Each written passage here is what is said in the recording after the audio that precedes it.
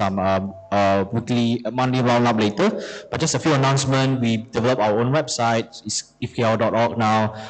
It's basically a website that tells what ETHKL is about, what we are about, what our values, and what are contributors for the community itself.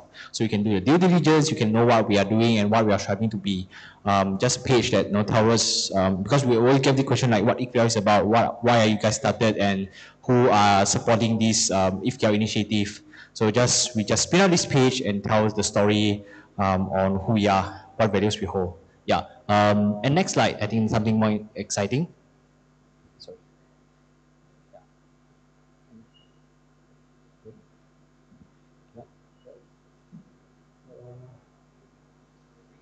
Okay. Yeah. So next thing is then again, we just want to tell everyone here we are organizing an ETHKL 2023 conference, which is a conference but hackathon, and from 13 to 15 of October. So we are organizing this at Summer University, Kuala Lumpur, Selangor technically, and yeah, it's going to be a big hackathon. We're estimating 700 to close to 1,000 participants coming in. We are supported by Ethereum Foundation, Etherscan. We're also securing sponsors from multiple different projects like Ethereum, Mental, Taiko, Coingecko, Luno, supporting and sponsoring this event initiative as well. So for everyone here today, we actually prepared 30 free tickets. You can just go to the website, register as a participant, and you enter this promo code. So it's ETHKL, so I think it's ETHKL Penang or ETH Penang. Let me check it out again. I think it's ETHKL Penang, ETHKL Penang _WAKMI. We're limited to 30 free tickets today. Yeah, so you can just take a photo of this, and later you can just go to the website and enter this promo code, and you'll get a free ticket. Yeah, so exclusive for people who are physically here. ETHKL Penang _WAKMI. Yeah, next thing we also feature on Ethereum.org. If you go to Ethereum.org, you look at the events. We are also part of here ETHKL 2023 conference and hackathon. And yeah, it's happy to see that Ethereum also acknowledging our work. Like we are aligned with Ethereum in terms of the ethos, like moving the community forward, pushing education, and also a community building in Southeast Asia, especially in Kuala Lumpur, Malaysia itself. So it's a big, it's definitely the first Ethereum conference happening in Malaysia, and it's organized by the ETHKL team. It's the first time it's the first time we are striving for doing this, or the first time we have attempted to do this for quite some time, and we make the move. No way back. It's gonna happen. It will happen. Yeah. So that's all from my end, I guess. Yeah, another thing. If you are anyone here interested to be a volunteer, we are seeking for a volunteer. Next one. Yeah, so if you're interested to be a volunteer, you can just scan this QR code. So why we need a volunteer? We need someone to help with operational work, ushers, communication, etc. We'll provide food and drinks. And so to be confirmed, we might actually provide small amount of allowance if possible. And what you'll get a free entry, you get the opportunity to connect with organizers, speakers, and mentors, because they'll be there as well, and be part of something exciting, which is the first Ethereum conference in Malaysia. So I'll give like a few seconds to take a picture, screenshot. If you have any students, friends, or friends which might be interested, you can just take a picture, or even bring them to hack.ethkl.org, which is our conference hackathon website. They can just get more other details there. Yeah, that's all from my end. All right, thank you, Kim. So yeah, so do join and participate. I'm sure it'll be a very fun experience. All right, so now we are on to our monthly roundup, so where we curate and compile all the things that are good and bad that are happening in the space. So the first is quite recent, so it is about Viper malfunctioning re-entrancy lock. So when you want to write smart contracts on Ethereum, you use Solidity. So Viper is another language that you use to write. So there was a bug, and a few projects were exploited, and these main two are the big ones. But I purposely stood here where they mentioned that all the hackers or the white hacks have returned the funds. So yeah. And I also want to add this $20 million zero transfer phishing scam. So this tweet is from Siri. So whenever you check your wallet or your Block Explorer's address page, right, sometimes you might notice there are certain transactions that you didn't do. So these are actually a method for phishers or scammers to trick you to make you seem like it is your address. So I've included a series tweet here if you are interested to know more. So these are mainly targeting wallets because wallets, what they do is oftentimes they will sort of truncate the middle part of your address, and scammers and phishers will generate an address that looks like your address, at least the first part and the last part, and then if you are not aware, you might accidentally send funds to these addresses. So what happened here was a $20 million USDT was transferred to a wrong account, and it was reported, but luckily they were able to stop from this transaction to be processed at the exchange. So you do be aware and vigilant of this phishing scam. So next is KZG summoning ceremony extended. So Ethereum has a roadmap to have like a proper dank sharding roadmap. So which means they want to have like a lot of chains, rollups building on top of Ethereum, and there are also a lot of ways that we can contribute to this vision. One way is by participating in this summoning ceremony. So what's happening in this summoning ceremony is when you join, you actually generate a lot of random numbers, and then these random numbers will be used to secure Ethereum. And the previous deadline was on July 23rd, and they are extending it for another 1 more month. So this is a great opportunity for you guys to just play around and also actually contribute to Ethereum's roadmap. Yep, and then so WorldCoin launch, if I'm mistaken, last week, and it made a big splash in the news. And so recently, in Kenya's parliament, they actually banned WorldCoin from harvesting data, and even all the big global news covering like BBC, and they all recording videos and interviews from people who are willingly or unwillingly giving their details in return for token, I think, I'm not mistaken. But yeah, so this is quite recent. So because of a lot of attention being given here, so Kenya has banned WorldCoin, and it will be interesting to see whether this vision of WorldCoin can still be applied to other countries as well.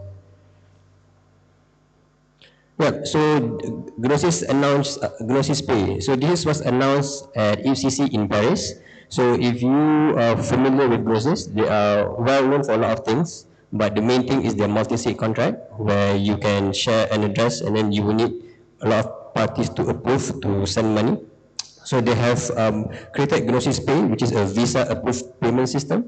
So essentially what you can do is you can put money in a multi-sig account, and then you can link a card to that multi-sig account. So it is essentially bridging your on-chain funds to real-life use. But then I'm pretty sure it's not going to be available in Malaysia yet, but this would be a very interesting development to see as well. And because multi-sig accounts are not just used by individuals, they're also used by companies, businesses. So this is a great step for adoption. Right. So Uniswap X was announced by Uniswap. So it's a new auction-based DEX. So I haven't tried it yet, and it's currently only open for beta. So if anyone are interested, you guys can take a look at Uniswap Twitter and participate in this new model for DEX, which also so Kim mentioned to me it's a combination of 1inch and Cow protocol. Yep, so it'll be a very interesting thing to see. Oh, extra slides. Yeah. So I think it was 2 weeks ago. So Ripple landmark win in SEC, so they won the case. So now Ripple are no longer considered a security. So I had a lot of happy Ripple bag holders. So if you are one of them, congratulations. But it will be interesting to see what are the consequences of this, because now even Coinbase are being sued by SEC, and I think I read recently that Brian Armstrong was saying SEC should drop the case because of this recent lawsuit. But this will be something that is worth noting to keep track on, especially in the US, whether it will still be, whether there will be regulatory clarity in the US as well, and how it can impact other places. Okay, last but not least, our local news, Malaysia boleh. So I found out this tweet from one of my friends. So the world first Sharia Bitcoin fund is just launched in Malaysia. So, of course, for my Muslim friends, please do your due diligence first. So, it is called Halogen Sharia Bitcoin Fund. Though I'm not exactly sure what that means. But you guys can take a look, and it is licensed, so at least there's some checks there. But yeah. Alright, I think that's all. Thank you guys. Hope you enjoy the rest of the event.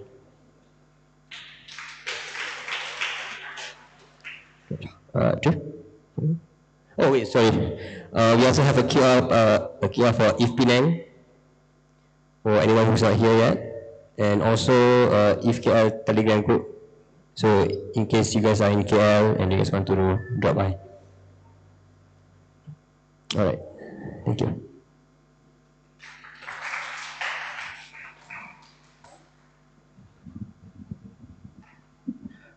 Okay. Okay, thanks Isaac for the monthly roundup. So what we will do is we will break up into two groups. So here we will go through the non-technical talk, blockchain 101, while in the training room behind me, if you go out to the left and there's open doors, which will take you to the training room about intents. We'll talk about intents, okay? So please, if you're interested in the technical track, you can go to the training room behind. Otherwise, you can stay here. Thank you.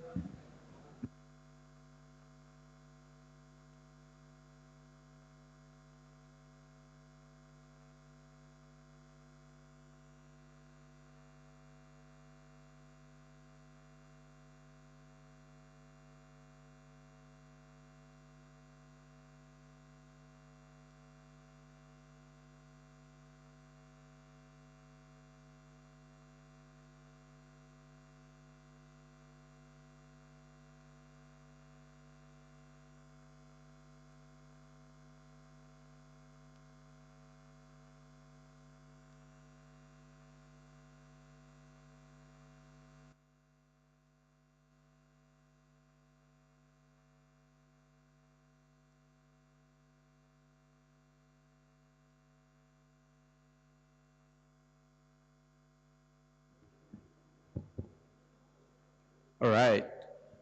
So we have a few people here, and the topic here is blockchain 101, into a rabbit hole of money, decentralization, and smart contracts. Let me just click next. So before we start, can I get a show of hands? How many people here have heard of Bitcoin?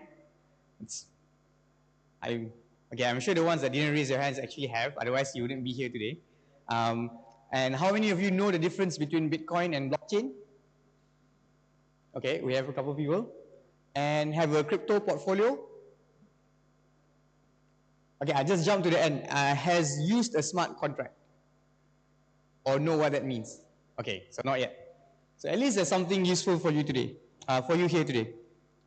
So before I go on, I want to mention, because in the title I said a rabbit hole, and why I use the word rabbit hole is because if you guys know Alice in Wonderland, the story is about how Alice falls into this rabbit hole, into this crazy world of magical things that she doesn't understand and that changes her life. That's the experience that a lot of people have when they fall down this rabbit hole of cryptocurrency and blockchains and Web3. And if you are ever in this experience of like opening your laptop at 12 a.m. in the middle of the night, trying to read up about this new technology and barely understanding what's going on, that's perfectly fine, because that's what a lot of us have experienced for years and years and still do. So yeah, so falling into this rabbit hole is completely fine, and that's to be expected. And why we are giving this talk is to at least help you at least have a solid base of knowledge, so that when you go fall into the rabbit hole yourself later, you have some basic knowledge that can help you sort of anchor your knowledge for. So an overview of the talk today. First, we'll go over some preamble before we even talk about what blockchain is. Then we'll talk about blockchain 1.0, talking about Bitcoin, which was the grandfather of all blockchains. And then we'll talk about Ethereum and what's so cool about this blockchain 2.0 or smart contracts. And then a bit more detail for new people to know. And lastly, the so what, like why should any of this matter to you? So when we go to the preamble, one of the things that we want to be very clear on is to clear up some misperceptions that people have. So just now, not everyone raised their hands to answer the difference, whether you know the difference between Bitcoin and blockchain, right? So an easy way to think about this is that Bitcoin is a subset of blockchain technology. And blockchain technology itself is a subset of what's called distributed ledger technology. And an analogy that I like to use for people to kind of get the difference here is that you can imagine Bitcoin as Toyota, which is a brand of a car. There are many, many cars out there. So there are many, many blockchains out there. And a Toyota car is a subset of the automobile technology. And automobiles themselves are a subset of transportation as a technology. So Bitcoin is a subset of blockchain technology, is one type of blockchain. It is the original blockchain that spawned everything else, but it is one type. And so if you hear about people talking about how, oh, Bitcoin is doing this or Bitcoin is doing that, in many cases, sometimes they're talking about Bitcoin, but sometimes they're talking about some other blockchain that exists out there.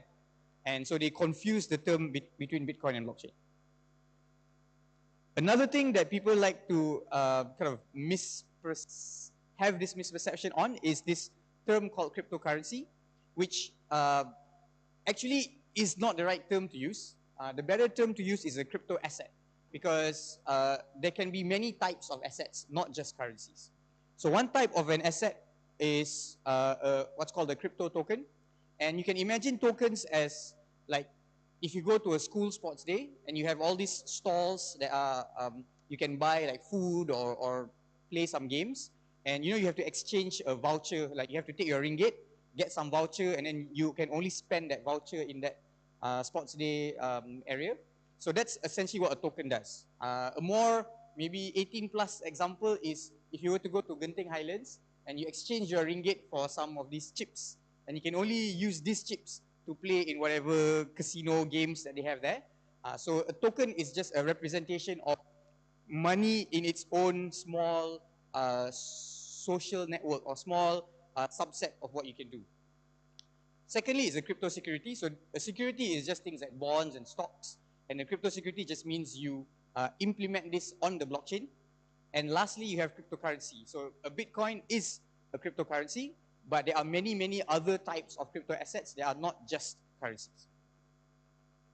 And the final misperception is, so I mentioned the car example earlier, and people use the two different terms when they talk about Bitcoin. There's Bitcoin with a capital B and Bitcoin with a small b.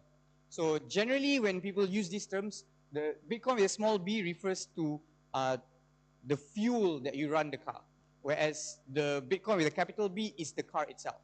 So you can imagine, like, in the Malaysian financial system, the MYR or the ringgit is like the fuel that powers the financial ecosystem, and then the financial ecosystem itself is the car. So like, if you talk about Bitcoin, you can talk about Bitcoin, the technology, which is the one with the capital B, but the coins that you buy and sell, those are the Bitcoin with the small b, because you need the fuel to be able to, like, transfer yourself from one place to another, or transfer the funds from one wallet to another. All right, so that's some misperceptions that hopefully has been cleared. Then a second thing to, like, explain before we even talk about what blockchain is the idea of money. And if anyone's ever taken like an economics class about money, you know that money are these things. They're store of value, unit of account, medium of exchange.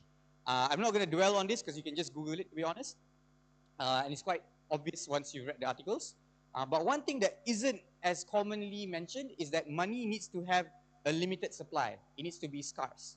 And this is quite obvious because, like, if you go and create your own form of money, let's say, and you can print unlimited amounts of it, no one will want to use that money because there's no value to it. You'll just print more, and then whatever that they've saved, they can't actually use.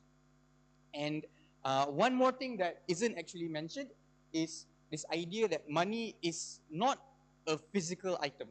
Like, when we think about money, we always think about like the pieces of paper or the gold bars that you see, but that itself is not money. Or money itself aren't those things. Money is just a representation of value. It doesn't exist in the real physical world. It is a belief that we share as a society among different people. And one kind of misquote that I like to use is this Lord Varys from the Game of Thrones. Value resides where men believe it resides. It's not a real physical thing, like some of the most important things in life, whether it's love or religion or politics. Like, they are not physical things. There is no thing that represents, that is love, but there are maybe certain gifts that can represent it. It is just a shared belief that maybe two people have, or a community of people have with each other, and it's not a real physical item.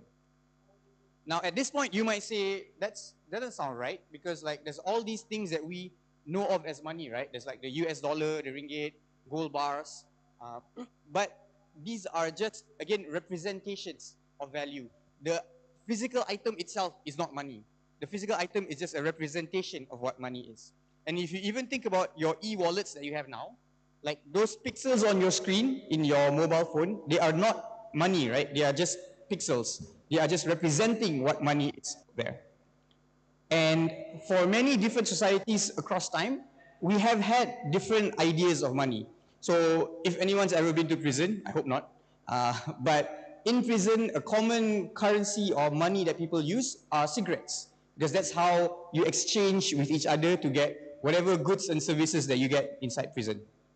And for kids, maybe in my day, they would use Pokemon cards to trade with each other in the playground to be able to get some toys or candies from their friends. And for hundreds or thousands of years, people in different societies around the world have used things like seashells as a form of money. Nowadays, no one here would accept any of these as forms of money, right? Because to us, it's irrelevant. But for those people in those specific moments in time, that's what they use as money. So I hope that kind of clarifies the kind of the difference between what the physical item is and what money is. But if you're not satisfied, I have a couple more examples from the real world. So this is the Bolivar, which is the currency of Venezuela. And Venezuela has had this crazy inflation where they've had inflation in the millions of percents, such that if you have one Bolivar today, or if you have enough Bolivar to buy a car today, like 1 year later, it's like maybe can barely buy you a meal at a restaurant. So all the Venezuelans don't put any value into the Bolivar, so they would rather do things like create origami handbag or draw cartoons. And to them, that adds more value to their life than to use this as money. And for Malaysians, we actually have this thing called duit pisang. Does anyone know what this is? Oh, cool. So one person at least knows. So duit pisang is actually an actual currency used in Malaysia or Malaya at that time when we were under occupation by the Japanese military. And this was actually money that people, they could only were allowed to be able to use this money because it was enforced by the Japanese army. And it's called duit pisang because the picture for the $10 is of a pisang, of a banana. And just imagine if you were a person living at that time. Let's say you were a banana farmer and you've been selling your bananas in the market and people have been paying you this duit pisang, and you want to save for a better future, right? So you save your money maybe under your bed. Maybe you have like $1,000. And then let's say tomorrow you wake up and you hear this good news that the Japanese have been beaten back by the British or the Malaysians. And so now we have our freedom. But that good news is not entirely good because now you realize that that $1,000 that you have under your bed is worth zero because no one will want to accept this Japanese enforced money now that no army is enforcing it. So even though the physical pieces of paper exist, the money that it represents has disappeared. Just like that. Just in one night, it would be lost entirely. And another kind of more sort of familiar example for young people is that money, even ringgit, has been devalued across time. So you can see over the last hundreds of years, and this is US dollar, but the same applies for the ringgit, the value of $1 is worth a lot less today than it was worth back then. You can just think about like how much, let's say, a nasi lemak costs like 10 or 20 years ago versus how much it costs today. And if you look at on the right side, these are actual official statistics from the US government about how CPI, which tracks essentially the general price of items, have shot up like crazy in the last maybe 40 years. And so normal people are less able to afford different items. And actually you can go to WTFhappened in 1971.com, which is full of official government statistics about how a lot of prices and a lot of like economic metrics have gone crazy since then, which coincidentally was when the US government went off the gold standard, followed by basically all other governments in the world. Yeah, that's a separate topic to be had. But why I mention all this is because Bitcoin, the Genesis block, the original first block in the Bitcoin blockchain, had this message kind of included in it by the founder of Bitcoin, this anonymous person called Satoshi Nakamoto. And it was quoting this headline from the Times newspaper, Chancellor on brink of second bailout for banks. And a lot of people across time have said that Bitcoin was created originally as a counter action against the irresponsible actions of central banks and governments around the world. Because if you remember in 2008 or 2009, we had a huge global financial crisis, and all these banks that were causing it were getting bailouts using people's money to be able to survive while the normal people were suffering. So Bitcoin was created as a movement, as a way to provide an independent form of money that is separate from all this government or big bank owned kind of money. And it allows normal people to have an option rather than to be forced into this form of money that's controlled by the government and potentially gets devalued over time. Okay, but enough of the politics. Another key concept about blockchains to cover is this idea of decentralization. And decentralization sounds like this like jargon, like a buzzword that sounds very cool, but you don't know what it means. So some examples to explain. So if you are a Muslim or you know any Muslim friends, there is this thing called the Quran, which is like the holy book for Muslims, but it's not a physical book that fell from the sky.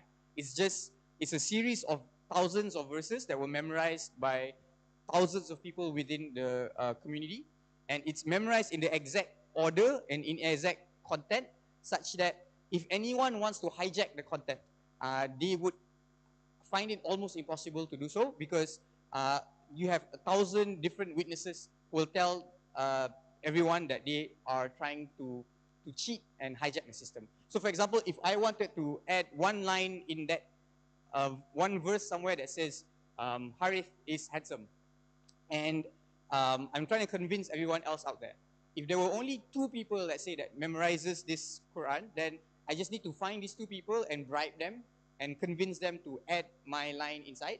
But if there are 100 or 1,000 or 1,000,000 people, then the difficulty becomes exponentially harder, because now I need to be able to find a lot more people, and not just find them, but coordinate my actions to be able to convince them to cheat everyone else. So it's not just more difficult, but it becomes much, much more difficult the more people there are that memorizes. So it's a form of decentralization, because you're not trusting one priest or one imam to like control the source of information, but you're trusting it with everyone within the community. Another example of decentralization is the idea of weddings. And other than the happy ever after Disney story, there is a function of weddings in societies around the world, because when you have a wedding and you have hundreds of people attending, those hundreds of people are witnesses that there is a marriage that happens. So that if I was getting married and maybe there was only one priest that was a witness, I could maybe go to another village next month and go out with some other woman, and no one would really know that I'm misbehaving. But if there were hundreds of people who were attending, then they can act as witnesses to check that I'm acting in the best interests of the community and I'm not cheating on my wife. And if they find me, they can report me and correct my misbehavior. And that's how societies have used the idea of weddings to self-govern themselves over time. A more modern idea of decentralization is this idea of Google Docs or Google Sheets. If anyone has ever tried to do any form of group assignment using Microsoft Word versus Google Docs, then you know the huge difference it provides, because Google Docs, you can edit anything in real time with anyone in any part of the world, whereas with Microsoft Word, you have to make any changes, save it in your computer, send it to them, hope nothing gets broken in between, and it's a lot more difficult to coordinate and function. And Google Docs, even though Google is one company, but it has thousands of servers around the world, such that even if half of them go down because of some earthquake or something, you have some hundreds of other servers in some part of the world where it will still store all this data in real time. So that even if half of them go down, you can still access the other half and still sync your data in real time with anyone around the world. And that's another value of decentralization, where if one server goes down, your entire information or data isn't gone forever. You have other servers that are backing each other up. And why I mention all this is that Bitcoin, at the core essence of it, is just decentralized money. If you really understand what this means, you probably understand Bitcoin better than 90% of people out there in the world, even some people who claim to be experts on Bitcoin, because they don't really know what they're talking about. But what does decentralized money mean? So if you think about our normal form of money, whether it is banks or money changers, there's always a third party in between. Like if I want to send money to you, for example, and I don't know you, and I'm not in person next to you, how I would do it is I would give money to the bank, and I would trust that the bank would give money to you. And this works because if there's no third party, if I'm just sending you money via an envelope, then you could tell me that, hey, I never received the money, and there's no way for me to know that you actually received it or not. Or I might tell you that I've sent it, but I never actually sent it, and it breaks that entire chain of trust. So the third party allows us to not trust each other, but trust one central party who is in charge of everything. But what happens then is that you are putting a lot of power in this one entity, whether it's a company or a government or any kind of entity, and they can do a lot of things. They can charge you a lot more money than you are comfortable to pay, or they can censor you from being able to transact. So you're putting a lot of power into the hands of one person or company. But imagine an alternative where instead of having one party that we trust, we can create our own form of money. And it's actually very simple, very easy. So imagine we have like a WhatsApp group where everyone here is inside, and every time someone wants to send someone else money, so let's say I want to send Shankai 10 ringgit or whatever the name of this currency is, everyone here has like a buku 555 or like some sort of notebook, and you can see that, okay, Harith has 10 ringgit. So, and he wants to send Shankai 10 ringgit, so we'll deduct 10 from Harith's account and add 10 to Shankai's account. And only when everyone has said, okay, transaction accepted, put a check mark inside the WhatsApp group, then only the transaction is accepted to have happened. And in that way, that payment has been made, even though no cash, no paper has been exchanged. But you can quickly see that this doesn't make sense, right? Like no one has the time to check a transaction every few seconds and just spend the time to say yes on every transaction. Like you have a lot of better things to do with your life. But imagine it's not human beings that are doing this. Imagine it's a bunch of computers. And if you think about how computers or computing devices today are extremely powerful, like you can stream a movie from Netflix or play an online game with 1,000 other people at the same time, your checking of one transaction is a very, very simple thing for it to do. And you can do it with thousands of computers out there. And essentially, that's what Bitcoin or what blockchains do. They have thousands or more than that even of computers around the world who are always checking with each other whenever a transaction is being made.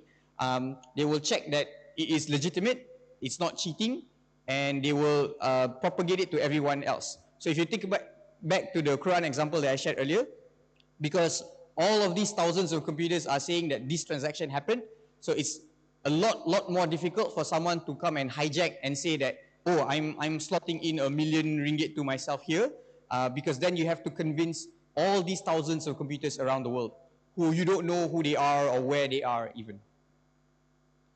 And these computers are running what's called open source code. So the programming for the application is open source. That means it's available to everybody out there. And you and I can check it at any point in time, and we can see that it is running what it's supposed to run. So no one can come in and add 1 or 2 lines that the others cannot see. And in this way, you are minimizing the trust. You are not putting that power into one company or one government, because everyone can run their own computer and they can verify that everything is happening the way it's meant to happen. And so we go back to decentralized money. So all this allows you to have a form of money that is decentralized, that is not trusting any bank or government to be able to run. And you might say, why does any of this matter? Like, you know, I'm a Malaysian in Penang, I'm living a comfortable life. Why do I care that there is a form of money that's decentralized? Well, imagine you were someone who was living in Syria maybe 10 years ago, and you were living a comfortable, wealthy life. Maybe, let's say you were a medical doctor, you have a nice house, you have a nice car, you have some money in the bank, and then the bomb started to drop in your country. And now you want to flee the country, go somewhere that's safe for you and your family, but all your wealth is in Syria. All your house, your car, even if you wanted to exchange your money, at that point it will be too late, because no one will accept the money of a country that is being bombed. And at that point, all the wealth that you've saved over your entire life is valueless or meaningless. And if you travel halfway around the world, you are a refugee, and you have to start over from scratch. And with any kind of money that humans have had for the last thousands of years, there were no alternatives. You had to go that route. Even if you had like a gold bar, you can carry it with you, but if you're lucky, you might get away with it. But if any border crossing guard or anyone who you meet while you are traveling can see that gold bar, they can just confiscate it, and again, all your value, all your wealth is gone. But with something like Bitcoin, you could just put it online and keep your wallet, what's called a seed phrase, the key to unlocking your wallet with you. And it's just words that you write on a piece of paper, or you can even memorize. You can travel halfway around the world, go to any computer that's connected to the internet, enter back those same words or those same phrases, and now you have access to your $1 million that you saved over your entire life. And that technology has never existed until Bitcoin in the entire history of humankind. So if anyone asks why Bitcoin matters, is that it provides this decentralized money that you can use, whether you are being abused or being censored by any powerful party in the world. You have an option to be able to go anywhere else and rely on this decentralized thousands of people around the world to provide verification of the value that you hold. Just a quick pause here just to see if there's any questions, or does any of this make sense so far? All right, hopefully it makes sense and not because you guys are shy. All right, so that was blockchain 1.0 using Bitcoin as an example. So next is this idea of Ethereum and this idea of smart contracts, and people have commonly referred to it as blockchain 2.0, or the next generation of blockchains. So again, smart contract is one of these like jargon that sounds very weird, like what the heck is a smart contract? But if you think about some analogies, so if you think about a vending machine, and maybe you were someone who was born 100 years ago, if you look at a vending machine today, you'd be like, this is a magical, crazy magical thing, right? Because you can press a button, put in some piece of paper, and somehow it will know to give you this Coca-Cola can that you're looking for. And it's just a metal box. There's no brain, there's no intelligence behind it, right? But if you are familiar with even some basic programming or Microsoft Excel, you know that it's just using what's called an if function. And the logic is very simple. If a user enters, let's say, 2 ringgit and presses the button that corresponds to the Coca-Cola shelf, then drop 1 can of Coke. And if he puts more than 2 ringgit, let's say 5, just return 5 minus 2 equals 3 ringgit back to the user. So there's no brain, it's just a bunch of simple code that runs by itself. And another example is, another buzzword that is very popular, at least a few years ago, is this Internet of Things, where you have some very smart appliances, for example, a smart fridge, where you can do this thing where like the fridge will know that you are running out of eggs because it has a sensor that tracks when the egg punya shelf is empty. And whenever your eggs are running out, it will automatically go and order eggs from the online grocery store and have it delivered to your house.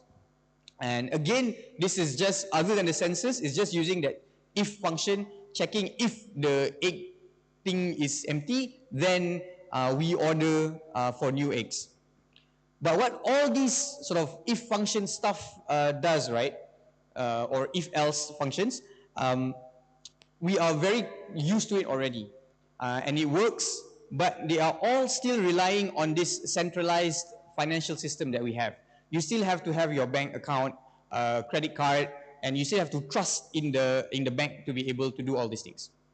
So what smart contracts allow you to do, or what smart contracts are, is that basically you have a decentralized form of money like Bitcoin, but now you can also program a lot of these if functions into your blockchain. So you can do more than just simply send money from address A to address B. You can input logic. You can say, oh, at the end of the month, if this person is still my employee, then I'll pay the salary directly to them without having a human being needing to like click a button to say confirm.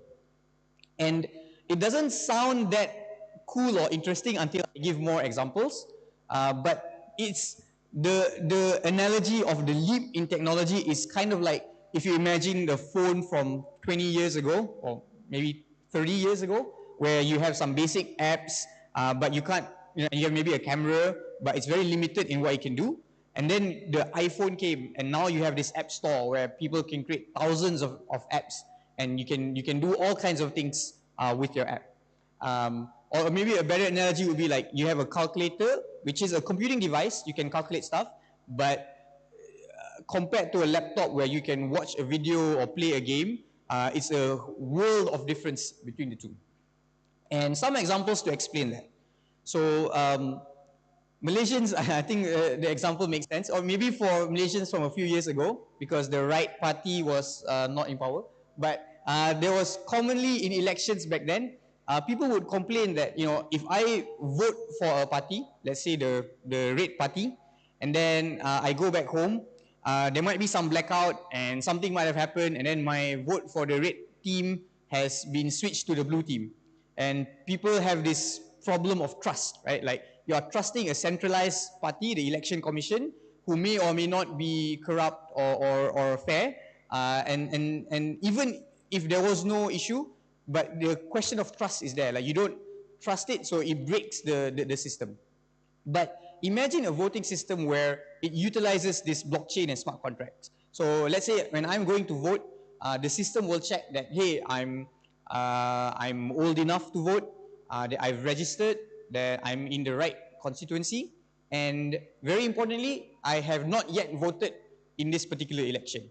And only if these conditions are met, then my vote is accepted and gets registered into the system. And then let's say if I go back home and I want to make sure that actually my vote is still there, so I can go and check the blockchain and I can see that, hey, so my vote for the red team is still red, and I can check in real time that it hasn't been changed to blue, because as long as all the thousands of people who are running the computers to verify this thing hasn't somehow colluded to hijack me, then I know that this voting that I've done is still honest and still working the way it's intended to be worked. Okay, so even if you understand, okay, smart contracts allow you to do all kinds of things, right? That I explained here earlier. What are some of these examples that like change the way the world works? So some examples that I'll mention here is, the first one is what's called a DAO, or it's another buzzword lah. It's short for Decentralized Autonomous Organizations. And has anyone heard of a driverless car? like maybe not Grab lah, like Uber has been exploring this technology where you can have a car that doesn't need a human to drive it, right? Like you go in, there's no driver, you don't have to talk to them about something that you don't feel like talking about, and they can send you from digital Penang to, I guess, across the bridge to mainland. But what if you imagine not just a driverless Uber, but a humanless Uber? So a company that has no human beings inside it. It sounds very crazy, but with this idea of smart contracts, you can imagine that not only are you, let's say, going into a car and it has no driver to send you from here to there, but also there is no employee, there's no HR, there's no finance, there's no one who actually needs to work in the company, because all of the logic that needs to be run for the company is already coded into the application. The logic has been added and it works by itself. So you don't need to rely on any human being to run it. And this sounds very crazy lah. And in reality, it has not happened. But there are people who have been working on projects that are trying to like further the boundary to explore being able to do more and more things. And I wouldn't be surprised if, let's say, in 10 years' time, something like this does happen. I don't think it will entirely be completely humanless, but you can remove a lot of the humans from the equation. And that actually has a lot of implications, both good and bad, because, you know, maybe as a business you get to cut your costs, but as an employee you might not have a job anymore. So yeah, so that's a potential future when smart contracts proliferate in the real world. Next is what's called open finance or decentralized finance. It's shortened as DeFi because it's a pun to defy the financial system. And this has actually been a lot more prevalent in the real world. Like there are all these projects, and these are just a very small snapshot of the projects that exist. And almost all the things that you can see in the real world financial industry, whether you're talking about loans or insurance or money transfer, all of these have been replicated in the blockchain world. And it has been done in such a way where you don't need a human being to process your transaction. Like you don't need to go to a bank from 9 to 5 for you to be able to like get a loan. You can do it completely automatically on the blockchain. And there's too many examples to give, but I'll give one main one. As Asfa mentioned in the roundup earlier, this project called Uniswap. And this is a really cool idea where, it's not even an idea, it's a cool product. So I don't know, has anyone like invested in the stock exchange? Have you bought like any stocks in Bursa Malaysia, let's say? Okay. So if you want to buy, let's say, the shares of Maybank or CIMB or whatever company, right? You have to go set up a brokerage account. You have to go only between like 9 to 5 while the Bursa is open, and you have to make a trade offer and have it accepted by another human being for you to be able to buy the shares of that company lah.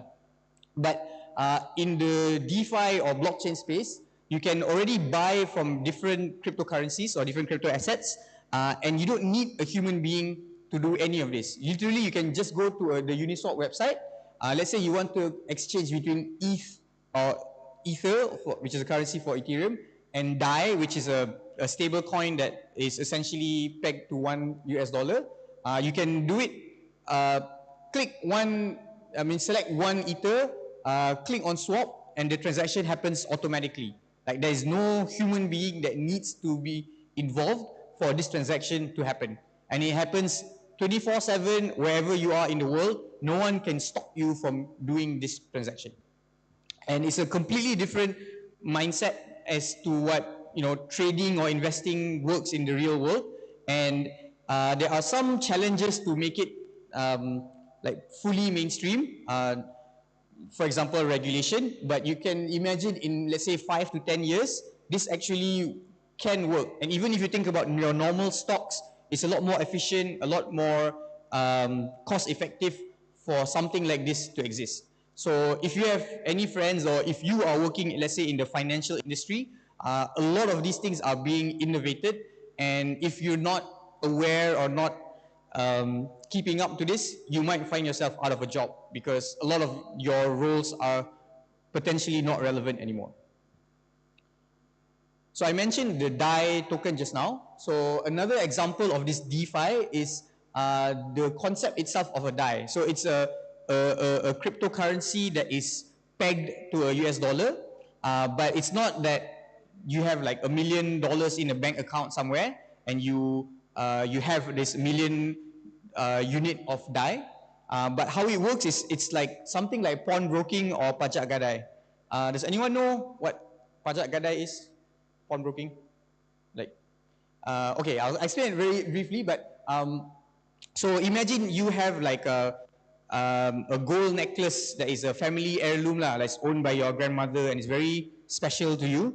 But let's say you are running out of money and you need some cash. You need to pay your bills. So what people have done is that you can take that gold necklace, you can go to a pajak gadai shop, and you can give them the gold necklace, and in return they'll give you, let's say if the gold necklace is worth 1,000 ringgit, maybe they'll give you 800 ringgit.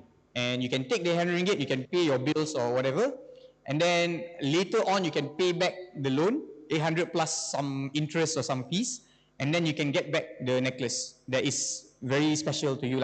So the idea is actually very similar to this. I won't go into details, but they apply this entirely on the blockchain. So again, there's no human involved. Everything is run entirely by programming or by code. Next is NFTs. I don't know if people have heard of this term NFT. You have? Okay. And people like to associate it with this cool art, like it's digital art and all that stuff. But actually NFTs is not just about art. NFTs can be way, way more than art, even though that's the common thing that people have used it for.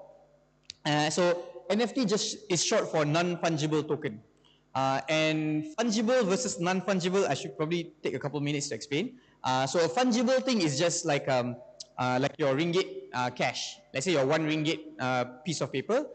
It's called fungible because you can exchange it with any other pieces of paper that is the blue color 1 ringgit.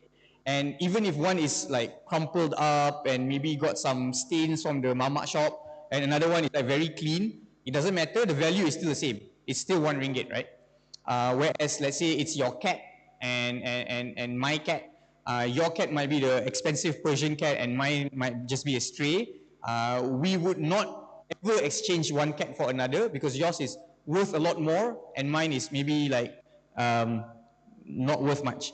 So that's an example of non-fungible stuff. So it's not fungible because you can't trade it like for like, even though they are both cats, but they are not fungible like the ringgit cash. So in the real world, most things are not fungible because most things are not replaceable with each other, right? Like you and me, we're all unique in our own ways. But in the digital realm, most things are fungible. So you can, if anyone's ever downloaded a torrent of a movie or a game, even if you buy the original copy of the game versus you download it from some torrent website, it's the same. Even if you pay 200 ringgit versus you download for free, it's the exact same copy, right? So most people in the digital space, most things in the digital space are fungible in that way. But when using smart contracts and blockchains, you can recreate this idea of non-fungibility, because now, if I own a particular copy of this game, I can prove it by showing it on the blockchain that this is the exact copy that I bought. And why art is so popular is because if an artist has created some piece of art and you've bought it from that artist, you can prove that you've bought the original copy. So that originalness of the copy that you have provides it a lot of value versus a fake one that someone printed somewhere else. So that's providing this idea of uniqueness into the digital space, which has never before existed. Another use case of NFTs or non-fungible tokens is this idea of names or domain names. So like wallet addresses, which I'll explain a bit more later, are like completely random characters that you have no control of. But if you put a name on top of it, let's say harith.eth, then you can make it more readable. And let's say if I want you to send money to me, I can tell you to just send to harith.eth rather than 0xabc123. And having a non-fungible token, a unique token, allows me to say that harith.eth is me and only me. No one else out there can create another harith.eth because it is unique and I can prove it on the blockchain. So if Bitcoin is about decentralized money, then Ethereum is about decentralized apps or applications, because you can do a lot more things and do it still in a decentralized way without having to trust one party. Another way I like to describe it is as programmable money, because it's money that you can program to do a lot of things for. And my favorite way of describing it is it's unstoppable applications. And if you think about the example of Uniswap that I mentioned earlier, that you can trade between Ether and US dollar without anyone stopping you. And this actually has happened, where the company behind the Uniswap product was banned by the US government from allowing Iranians to trade, because the US doesn't like Iran. So Uniswap was banned from providing their services to people from Iran. And they had to block the website so that people who are logging in from Iran are not able to access the website. But because the smart contract itself exists on the blockchain, even though the website has been blocked, if you can access the smart contract from some other way, you can still use the Uniswap smart contract to trade between different cryptocurrencies or different tokens. And this is something that, again, has never really existed in the history of mankind. Like if your government doesn't like you for whatever reason and wants to censor you, you don't have a choice. You are blocked from, let's say, your bank account and things like that. But because blockchains and smart contracts exist, you can use any other channel, even if you are blocked from the official one. And in the example of Uniswap, people literally created hundreds of copies of the same website with their own design, but all of these websites are pointing back to the same smart contract. So even though you're not using the official website, you are using some community creator website, you can still use it to trade between different cryptocurrencies that you want to do. So where Bitcoin allows you to have decentralized form of money that is not censorable or blocked by any government or company, Ethereum allows you to build applications. Imagine an app store where you can build any games or products, and you cannot be stopped from doing so. So yeah, so that's blockchain 2.0 or Ethereum and smart contracts. Again, pause if there's any questions. Okay, if not, then there are some key important points to share with you guys. Just to mention, the rabbit hole goes like very deep, and there are many different holes that you can fall into, but hopefully at least some of these things allow you to have some level of basic understanding so you don't get completely lost in this space. So the three key things I want to mention to you other than blockchain 1.0 and 2.0 is that three lessons is that first, blockchains are not anonymous. You are your own security, and that exchanges are not wallets. And I'll explain what each of these mean. So first up is this idea of blockchains being anonymous. Like if you've heard from some newspapers, people might say that, oh, blockchains are used by criminals because they want to like launder money or they want to sell their drugs. But actually, if you are a criminal, I would say you shouldn't use blockchains or most blockchains, because they are not anonymous, and actually in many ways they are even more scary than your normal financial system, because all of your information, all of the data exists on the blockchain and exists forever.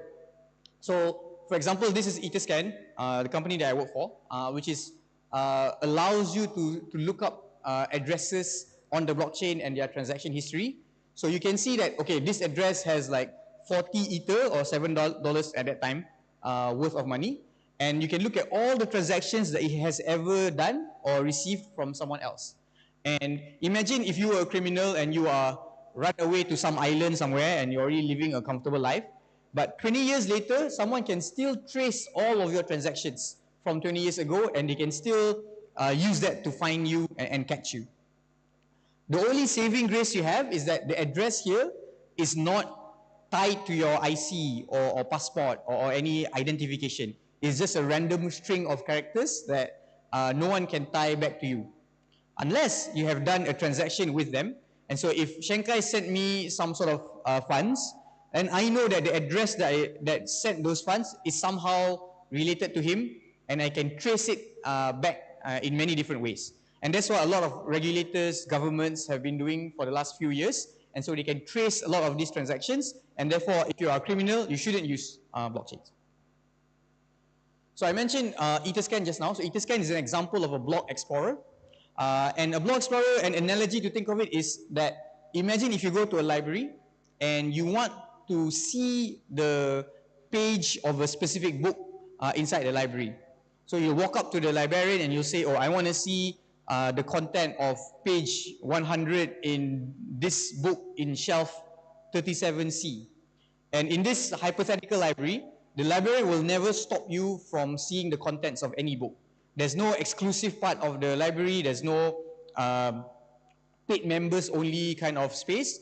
Any book that exists in the library, you can have access to if you mention that you want to read it.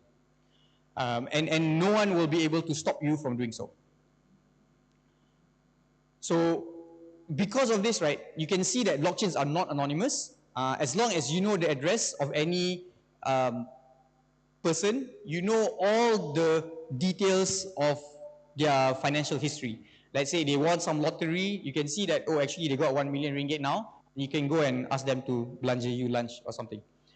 So that's what block explorers are. Then the second key concept is what's called a wallet. And a wallet is actually an unfortunate name that somehow the industry came up with, and now it's stuck. But the better way to think of these blockchain wallets is that it is like a safety deposit box. So that if you go to some vault somewhere where you want to store your grandma's necklace, the vault exists in that place, right? It's not a wallet that you carry around with you, and you need to bring the key to unlock that box. So blockchain wallets are like this safety deposit box, but the difference is it doesn't exist in the real world. It exists in the cloud of the internet. So all those thousands of computers that are running their own copies of blockchain all have the same address and balances in their computers. So your wallet is actually a better way to think of it. It's like a key to unlock access to your particular box in this vault. Yeah, so this cloud exists on the internet. And if you think back to the librarian example earlier, so whereas to look at the blockchain, you can see any address that exists, but for you to be able to move your funds from your wallet to someone else's wallet, then you need to prove that you own that wallet. So if you take that book just now and you want to transfer from shelf 37C to shelf 10B, now the librarian will ask you to prove that you own the rights to shelf 37C. And only if that shelf belongs to you, then he will take that book and move it somewhere else. And if not, then it doesn't matter who you are, whether you're the Prime Minister or the Sultan, they will never allow you to be able to do that because they cannot have the rights to do it. And let's say you've moved it to shelf 10B, and then last minute you're like, oh man, I made a mistake. I was supposed to send it to some other shelf like 5A, but if that book has already left your shelf and reached 17B, then if you want to move that book, it doesn't matter anymore because you don't own 10B. So the librarian will still ask you to prove that now whether you own the shelf 10B or not before you are allowed to move the book somewhere else. And wallets use this technology called public-private key cryptography. It's a very fancy technical thing, so I'm not going to go too much into it. But the key thing to understand about wallets is that a public key is like the address to your house. So, you know, if you want to like buy something from Lazada, you need to tell the address so that they know where to transfer whatever you're buying to your house, right? So you need to give your house's address. Whereas a private key it's like both your address and the key to open the door. And it's very important to highlight here that the private key is not just the key. The private key is the key as well as the address. So if you ever lose your key, right, or you ever give it to someone, then you are effectively not just giving them the key to open your house's door, you're also giving them a map with an X marks the spot to tell them where to go and open the door and take everything that's inside. So it's a key concept. And when we talk about decentralization, what a lot of people don't realize is that there is no central party to save you. There's no central party that you have to trust, but at the same time, they cannot save you. So if you forget your password or you go and lose your key, then it's completely gone forever. And until you actually lose money because of a mistake, it's very hard to try and tell you what this means. You have to like feel the pain with your own money before this would make sense to you. Yeah, so all of that is just saying that in the blockchain space, you are your own security. There's no one out there, there's no Bank Negara, there's no Google who will help you if you forget your password. You have to only trust yourself. And there's a long-winded topic we can get into, like where trusting yourself may not be the best thing for your mental health. But yeah, but the key thing is remember that you are your own security in this space. Next is the idea of exchanges. So if you've heard of like things like Luno or Binance, these are places where people commonly trade their cryptocurrencies. I'm not going to go into like how exchanges work or how to make money and so on, but the key concept here to understand is that exchanges are third parties. They are not wallets. So if you are ever using, let's say, Luno or Binance to buy Bitcoin or Ethereum, you are trusting them with your money instead of putting it into your own wallet that you control. And the analogy here is like, if you will go to a money changer and you, let's say you trade $25 for 100 ringgit, and so you have, let's say, the $25 after you give them the 100 ringgit, but instead of taking the $25 and putting it into your own wallet, you tell the guy, hey, bro, I trust you, I'm going to leave the $25 in your hands, and then I'm going to go back home. Tomorrow I'll come back and I'll take the $25 from you lah. And if you do that, and let's say the next day the money changer gets burnt down or gets robbed, or the bro goes and runs away with your money, there's nothing you can do because you actually give him all your money.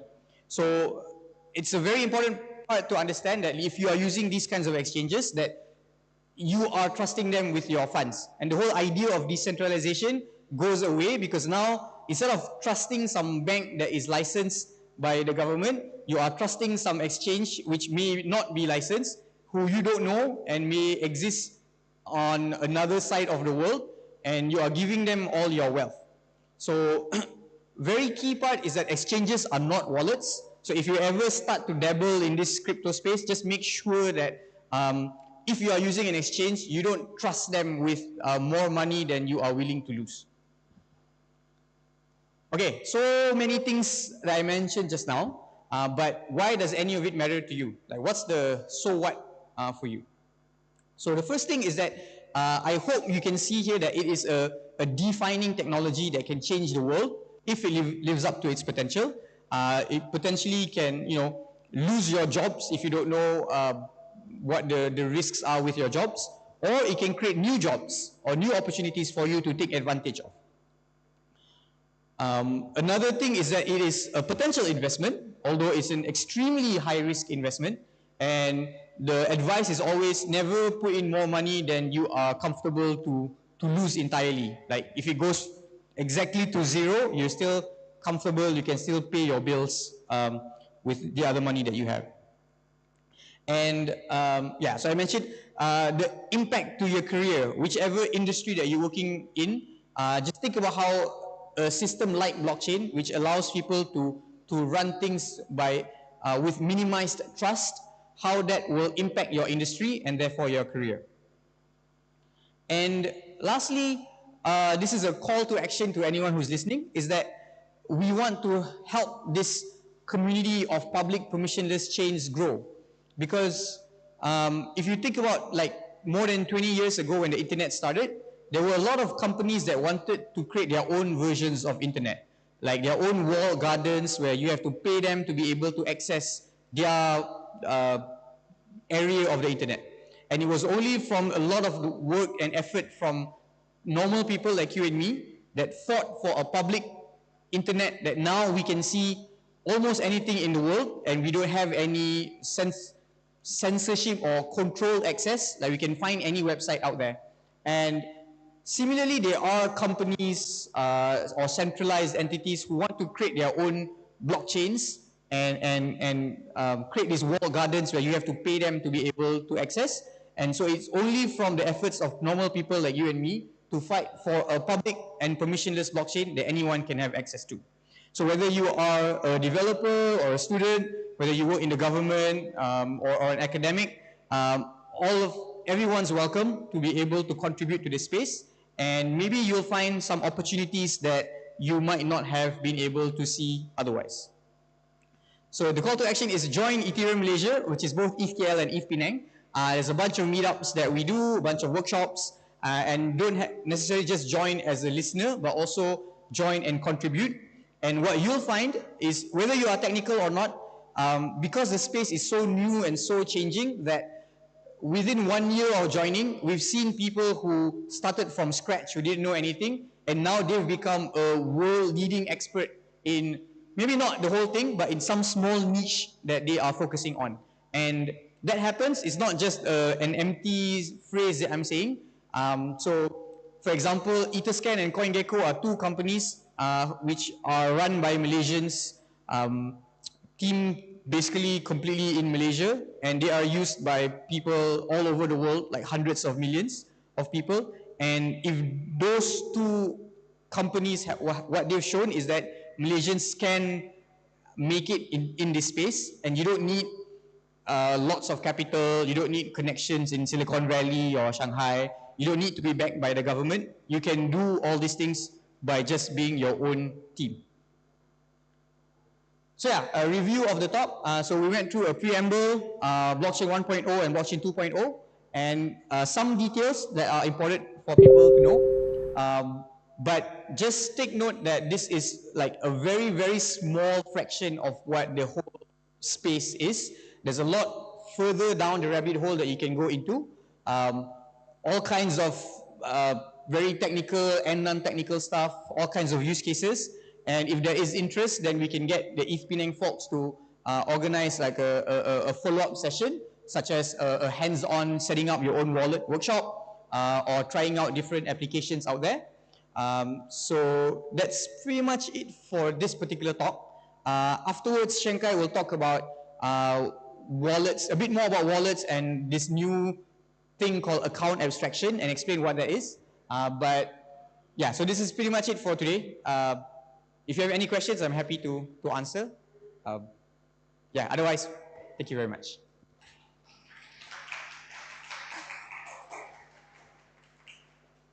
Is there any questions from the crowd?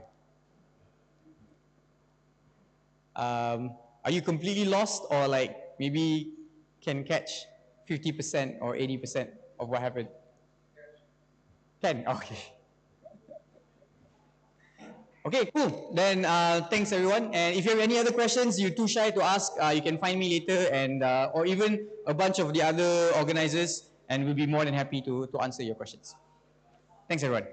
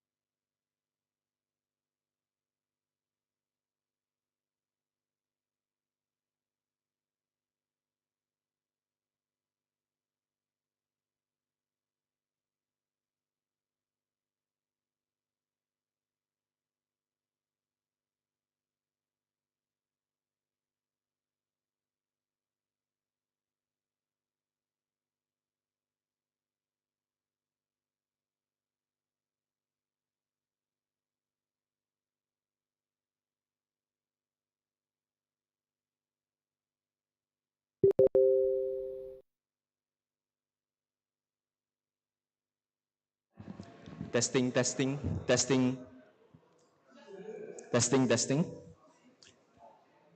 Yeah, so everyone, can you hear me? Yeah, so I'm Kim Shen Kai. So today I'm going to talk about account abstraction. And I would say that it's the next breakthrough in Web3 or wallets, example. Yeah. So follow up on Harif's talk just now, right? So we mentioned a lot about accounts and wallets specifically. So in my talk, I would say that this session is more like, you can imagine like sending transactions in a blockchain, right? It's actually quite similar to setting up your bank account to interact. So account abstraction in this sense is something that it helps to make your transactions run more seamlessly and run more smoothly. So that's the entire idea of abstraction. So to abstract complexities when you are interacting with blockchain, when you are handling transactions, right? So the table of content right here is to guide you through what is account abstraction through like something like accounts in blockchain, differentiating like accounts and wallets, type of wallets, and then we're going to have a hands-on workshop of how to set up smart contract EOA wallets, MetaMask wallets, for example. And as well as we'll go into more like account abstraction, like smart contract wallet, and like the entire development of the ecosystem of account abstraction and the conclusion. So follow up on Harry's topic, right? So accounts are the fundamental operating units in a blockchain. And like Harry said, it represents your unique identity for you to send and receive transactions. And you are indistinguishable with other people in some sense. And there are actually two types of wallets currently run in the blockchain. One is externally owned accounts, and another one is smart contract accounts. So these two accounts, right, I think you guys can pay a little bit more attention because these two will be the main differences that, that drives account abstraction because smart contract accounts specifically is going to change how we interact with the blockchain. It used to be EOAs, but now it's more like as smart contract wallets, right? And just want to make some distinction, right? Like Harry said, wallets, instead of wallets, is more like you're locking something, your funds inside a box, something. So in my view, it's more something like account. So like there is a public and private key pair in every Ethereum account. And for me, a wallet is more like an interface that lets you interact with your Ethereum account. So that's the differences between accounts and wallets. So as I mentioned, there are many types of wallets. One of them is the custodial, MPC, EOA, smart contract wallets, and more specifically account abstraction. I'll move the last part, I'll move it to the last slide. So custodial wallets, right, is more like the wallets in the exchange, right? So essentially you are trusting your private keys to an exchange. MPC wallets is more like a puzzle. You are sharing a puzzle with people. So let's say a puzzle is divided into 3 parts, and then you get one part, and your other 2 friends get another part. So only when you 3 agree on something, and then the puzzle assembles, then only your transaction can be run through. So EOAs and smart contract wallets are the 2 most prominent ones. So EOA-based wallets, right, are something like you have your own private key and public key, so you own your assets. And smart contract wallets is similar in that sense, but it's more like you have full ownership, but right now your funds are controlled by code. So that's the differences. So I would like to talk a bit about the de facto standard of EOA wallets, right? So MetaMask, I think, have some of you heard of MetaMask before? Okay, so MetaMask is something like EOA. So it's a wallet that allows you to hold your own funds with a private and public key. And it's actually been the most, I would say, the de facto standard in the current Ethereum space because in DeFi Summer 2020, back then there's not a lot of choice, and then people, hello, and people use MetaMask to buy NFTs through the marketplace. And since then, right, people built this habit of using MetaMask, and it eventually becomes the most well-known EOA wallets in the market. So right now, I'm going to do a demonstration of how you can set up your MetaMask wallet. So essentially, it's like setting up your bank account in real life, for example. Okay. Okay, so you, so,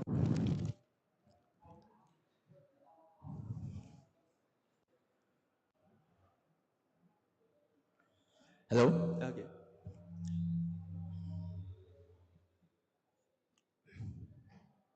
So you add an extension. Okay, so let's get started, right? So right here, so you can click agree to the MetaMask terms of use. And then right now, I'm going to create a new wallet. Okay, so this one, help us improve MetaMask. I can skip this. So right now, I'm going to create a password.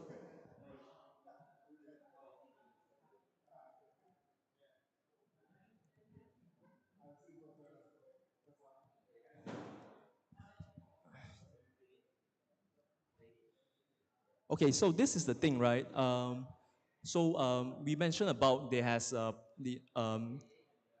a private and public key, right? So right now in MetaMask, you have this thing called your seed phrases.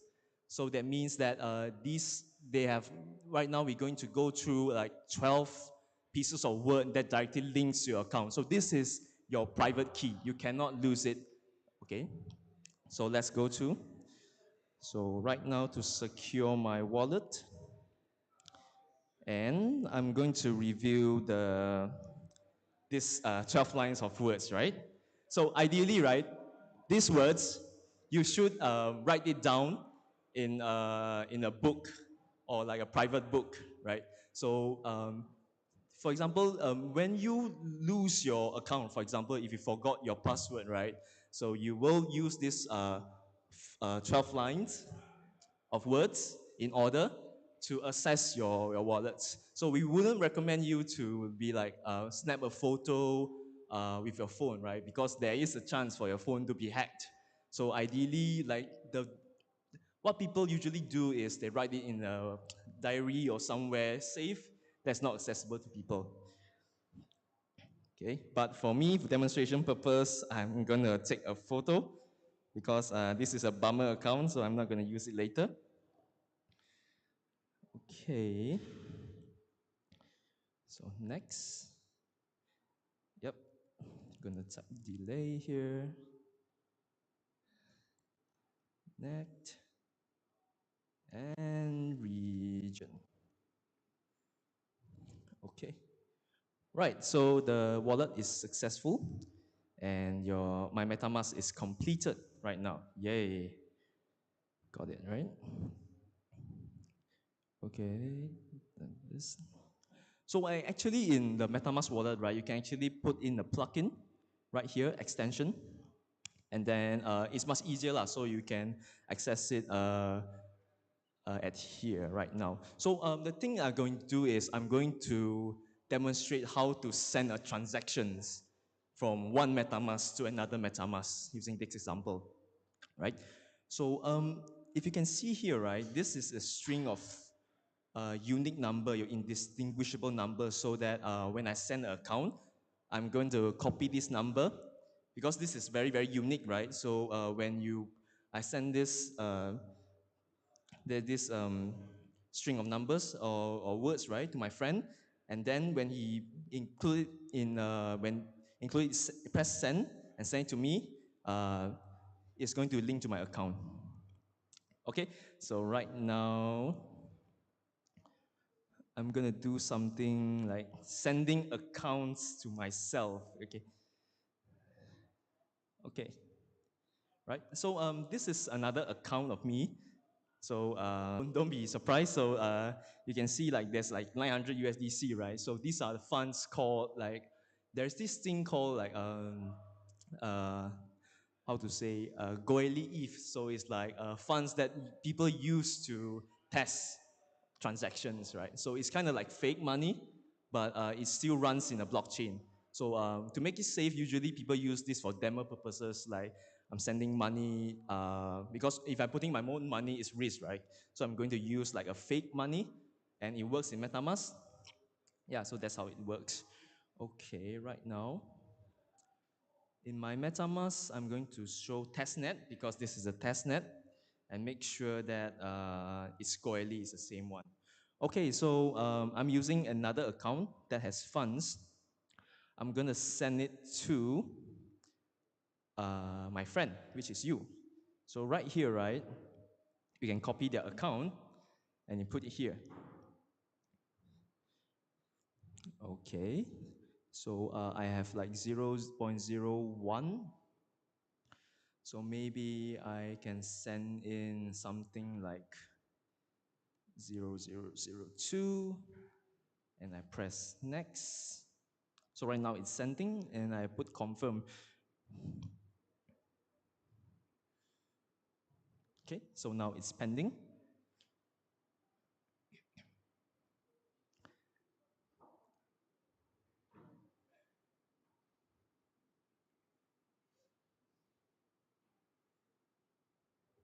Yeah, the network is quite slow at the moment. Yeah. Okay, so now it's sent, right? And at here, right, I can actually check via Etherscan to see whether the transaction is sent through or not. So if I click View on Block Explorer, right, I can see that this transaction, this is a testnet, this transaction has been sent from this account, my unique number, to another account, and it says success. And like obviously on the right side, which is my account, I've already received 0.002 Goeli ETH right now. So the transactions has successfully been sent from one account to another account. And you can check it through when it's successful, right? You can view it on the Block Explorer.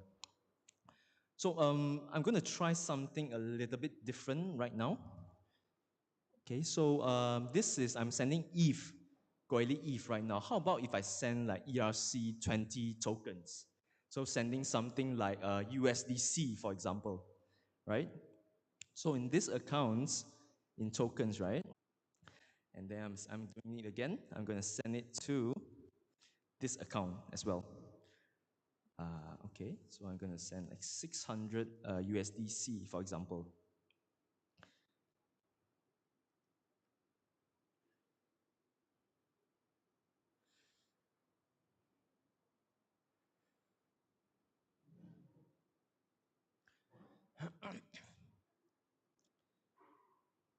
Still pending.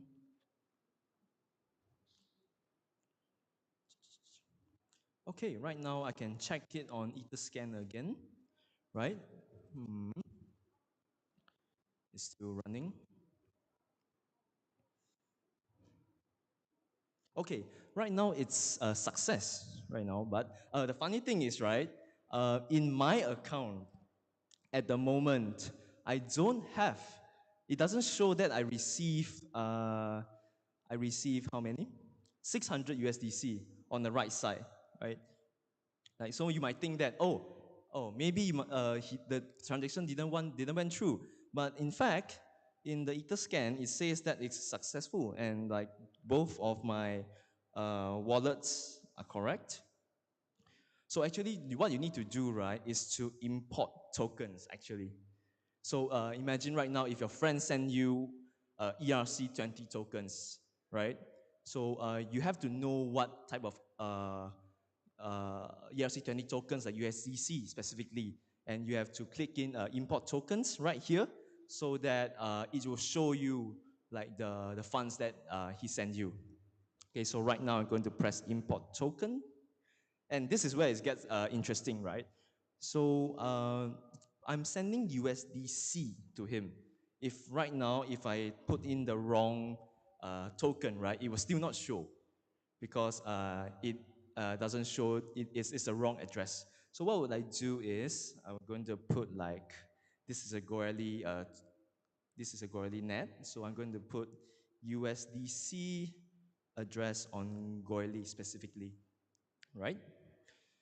And I'm going to copy this link and put it here. And the token symbol is, one second.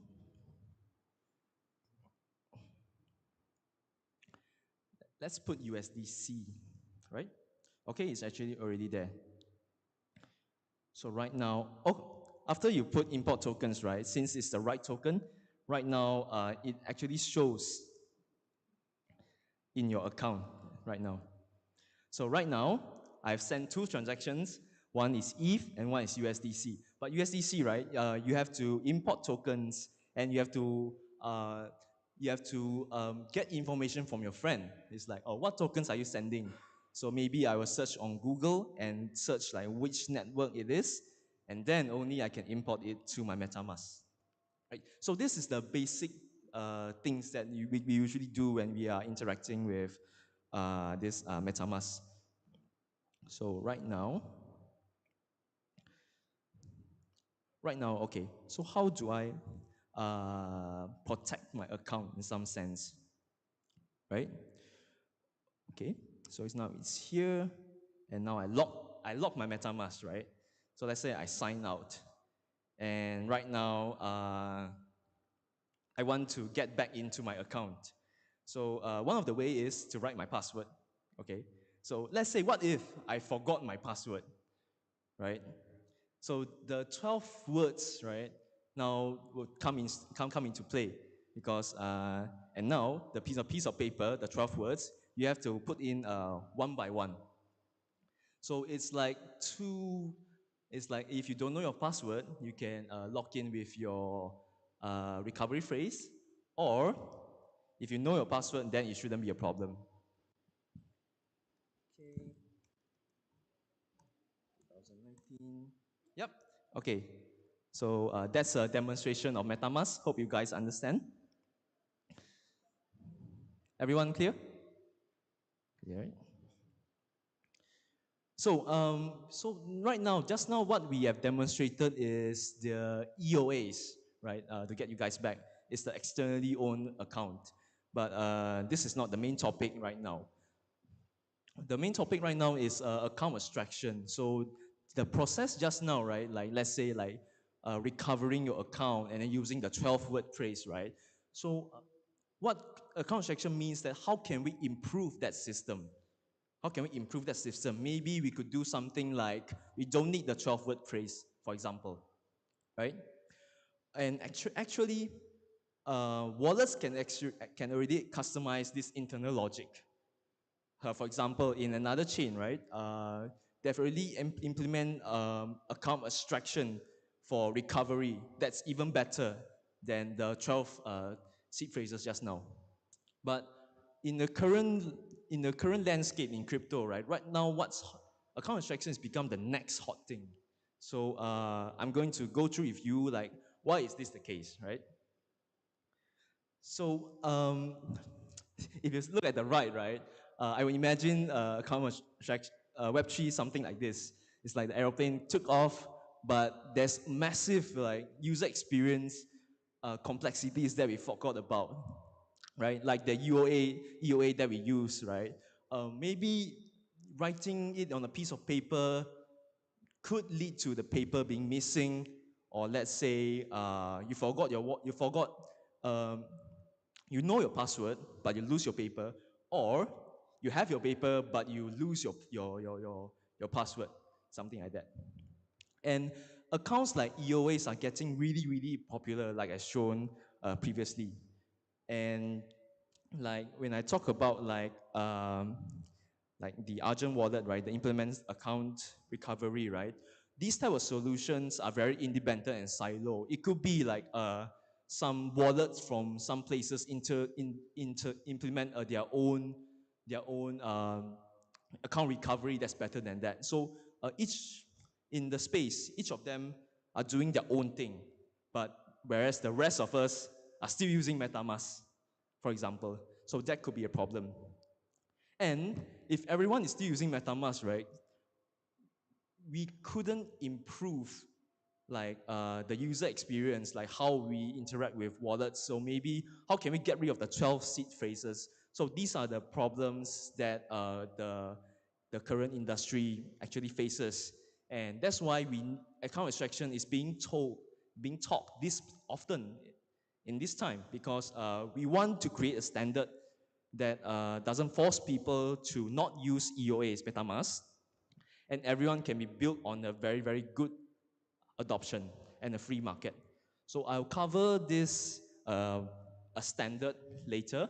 Now, just to refresh a bit on the MetaMask that we used just now, right? So the problem of MetaMask EOAs, right, is that the paper that you keep is very prone to things like natural disasters, theft, misplacement, deterioration over time. So you can imagine yourself like the girl running around with his secret recovery phrase, and the wallet is very vulnerable in a sense.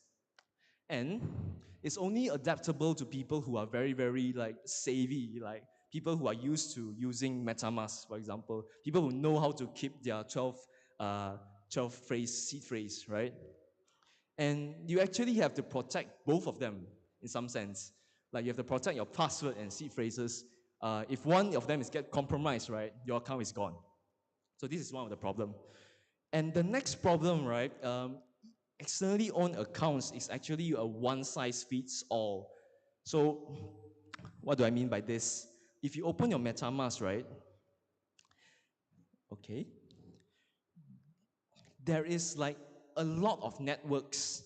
For example, Polygon, Optimism, Arbitrum, Avalanche, right? So if you are a person who constantly goes in and out of these chains, right? So and MetaMask is your only option. You're essentially carrying like all the assets in different chains under one MetaMask. So what if your MetaMask is compromised, right? So that means that your entire assets is gone essentially. So that's one of the main problems that we currently face. And with all your assets in one account, right? So you have faced this problem of like the meme, for example, right? So you are more like afraid to sign messages that may not seem like scam, because you'll be more wary, and you'll be more worried that what if one wrong click and all my funds are gone, something like that. And lastly, there's no multi-sig, right? So there's no like, for example, multi-sig means like you are joining your account with two people, right? So if three people host one account, if one of you all are compromised, the other two can still recover your wallet. So there's no such thing as MetaMask when you see. There's only like forgot password, 12 seed phrase. No 12 word seed phrase, your account gone. So this is one of the problems of EOAs, essentially. So to solve EOAs, right, MetaMask essentially, so the industry at the moment is coming up something, it's called the smart contract wallet. So it's the new thing. I wouldn't say it's new, but it becomes more of the standard. This is because you can imagine like EOAs, like MetaMask is like the old phone, a phone that can only dial. It's not programmable. They have no like programmable capabilities. And this new like smart contract wallets, right, actually provides you with like endless programs and new capabilities, right? So the current landscape in accounts and why account structure is important is because programmability is key right now. So with programmability, right, developers can add logic, can add like account recovery, add new functionalities, and smart contract wallets right now has a standard that everyone can plug and play wherever they want. Right now, there's this like ERC 4337 standard, so that everyone can plug and play, and it's not like silo or like very like ABC. They can do their own thing. So in this current landscape, everyone can apply account abstraction to smart contract wallets. So it's little something like the meme right there, right? So if you want social recovery, paymasters, right? So with account abstraction, right now, you can plug and play everything in, right? So let's say for your new wallet, you want multi-signature. I can program it inside. You want pay gas in another token, you can put it inside. You want session keys, you want people to pay for your gas, everything you can plug integrate in your smart contract wallet. So this is a standard right now, instead of the EOA where they can only make transactions or like receive transactions, and you still have the 12-word C phrase, for example. And right now in the space, right, account abstraction, right, there are different types of companies that are working towards this, and there's a big difference, actually, right? They are smart contract wallets. So if like previously we talked about wallets, right? It's an interface. So these type of wallets are what's called the interface, meaning that through these wallets, right, you can actually make transactions or receive transactions, or add in social recoveries, some that. And the one below here, right, is called the infrastructure. So there are these companies that set up the tech as a service to let you integrate all of the above. So infrastructure for you to set up a smart contract wallet, essentially. So there's a big difference. This one is wallets, and this one is infrastructure, right? So I would say the current development of account abstraction, right? So we did mention that EOA is like MetaMask. A lot of people are using it. Nobody wants to change, right? So what they do is they instead of like a forceful one forcing everybody to adopt like smart contract wallets, right? They did a peaceful evolution instead.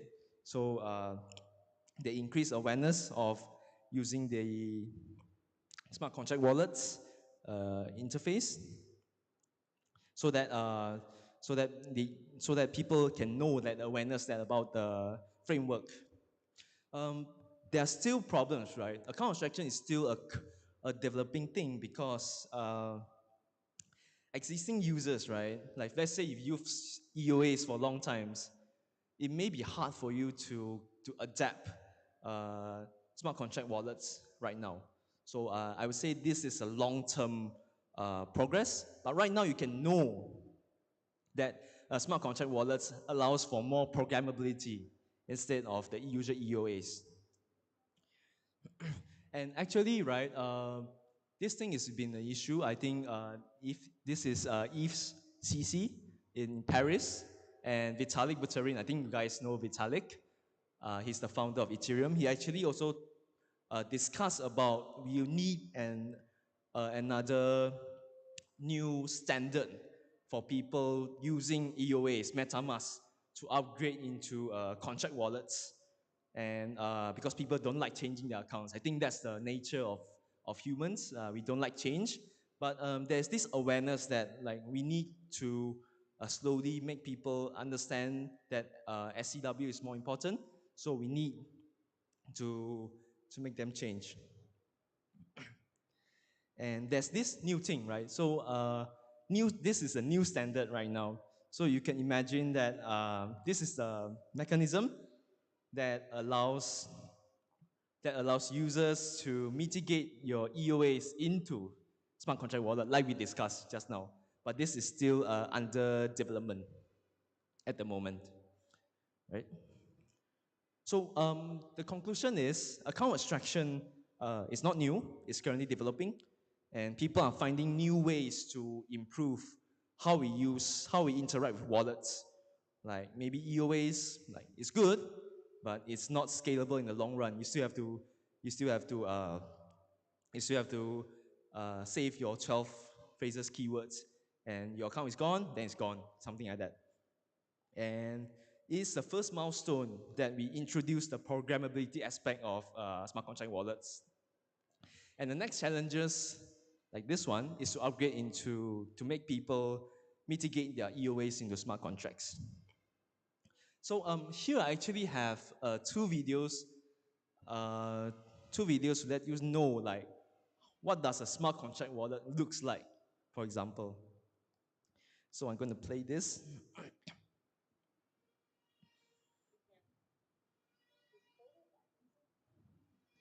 So this is a wallet itself, and it actually works quite similar to the MetaMask.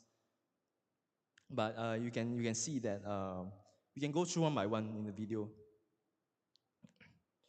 So this is different. So this wallet actually allows you to put in your email first, right? Okay, so what's next? And they send a verification code to your email. So this is the programmability that MetaMask doesn't have. So they create a password. And here's the wallet. So you can see that there's still this unique address, right? It still works the same. There's no funds yet. And you activate the wallet, and then he sends funds there. So it works entirely the same at the moment. So this is the part, right? For this MetaMask, right? You can add guardians essentially because this smart contract wallet actually allows programmability. So in the MetaMask, right, they can only import, send, or receive, right? So it's already a difference. And these guardians are actually multi-sig wallet, like we discussed previously. So this means that if one account is dead, one account is compromised, you can still have two accounts to press verify and recover your wallet, right? So he's typing his email, a verification code. So this actually feels more like, if you think about it, right, it feels more like a Visa OTP in your everyday bank. So this is actually what account abstraction aims to do is to abstract the complexities and make it more like how we interact with our daily life, for example. Yep, so these are the two guardians. And then if the two guardians sign, so this wallet is now protected by three accounts. So this is another video, right? It's a clip that shows how he recovers his Soul wallet after he locked his account, right? So for example, in MetaMask, right now, if I lock my wallet, lock my MetaMask, there's no way I can go in anymore. I have to press my password. And in this video, it's the same thing, right? So you see, he locked his wallet, same thing. And then he opens it in another tab, right? So right now, he can recover his wallet. So this is something that MetaMask cannot do previously. Okay, so he adds in his new passwords, right? But of course, if you send the verification code, you can verify it through your email, but you still need like if you set up a multi-sig wallet with two other guardians, right? Then only you can recover your wallet. So this is something that MetaMask EOAs cannot do before, essentially. So now he's signing two of the accounts, right? He's signing 2 of the accounts. And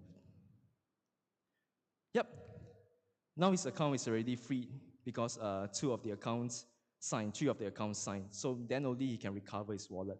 So this is a demonstration of the more programmability through smart contract wallets compared to the MetaMask, right? So the reason why I have to resort to using videos to show you, right, is because this technology is actually quite new, and people are actually in the demonstration phase, for example. So this is why this topic is very, very relevant. And I think that account abstraction is still an developing topic, and it could be much more better in the future. Yep, thank you very much, everyone. Any other questions?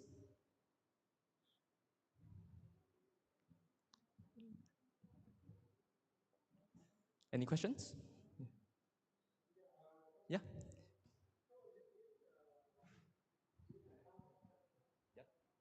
So is this account abstraction already standardized or having a protocol approved already? Or and when is it? Account abstraction, right? The standardization means that right now, uh, right now, the Ethereum Foundation or everyone puts out a proposal so that everyone can copy and integrate it in their smart contract wallets, right? Yeah, so that's true for the moment.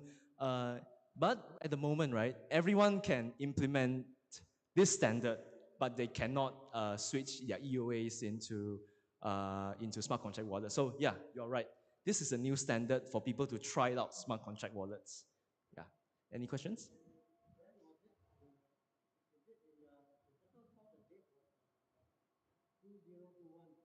2021? You mean which one? Oh, okay. One moment, yeah. So this thing is yeah, this is a new one. So I'll show you the old one, right? So the old one is actually 4337, right? This is the old one, right?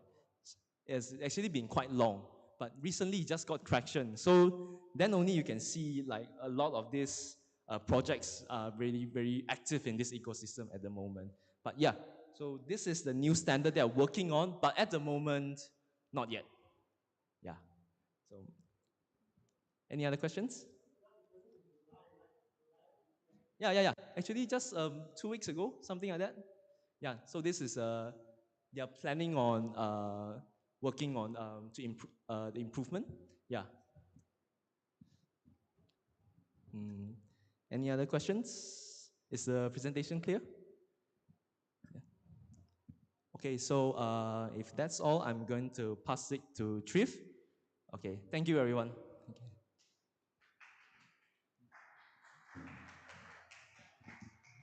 Thank you. Thank you, SK. We will start the next session at 4:30.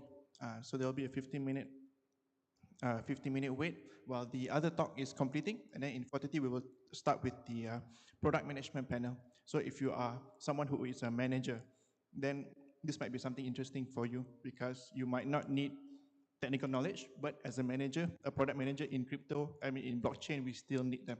Yeah, and so we will discuss this here. Okay, in 15 minutes. Thank you.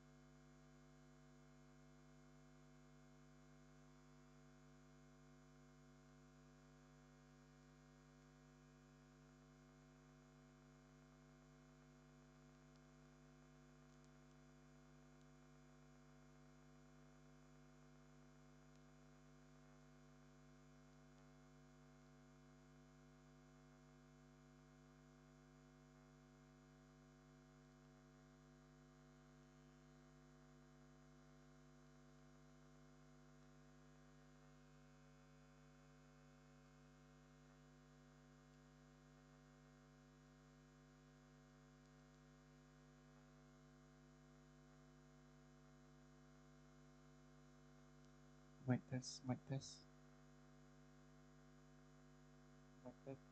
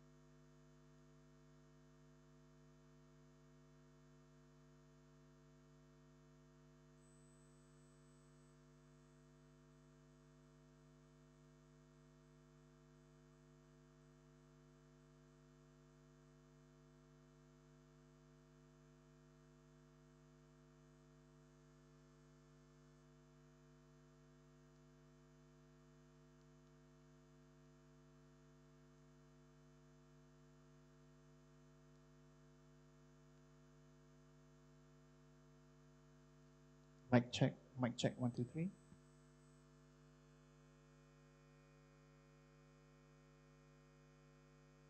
Mic check, 1, 2, 3. 1, 2, 3, mic check.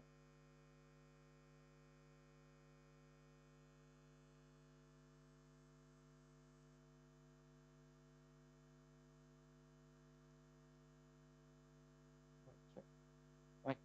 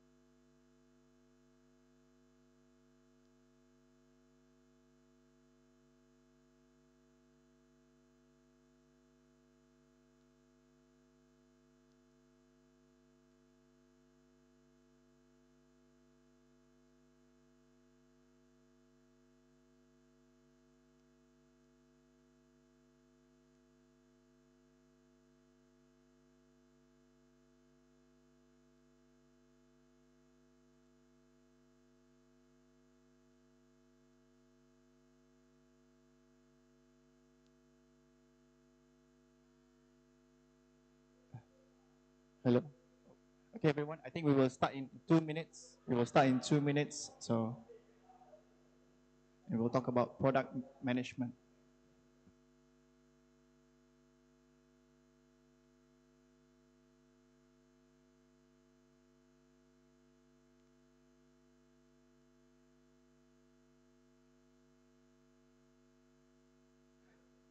By the way, if you haven't registered for the lucky draw, please go ahead on my right here. Register for the lucky draw. Thank you.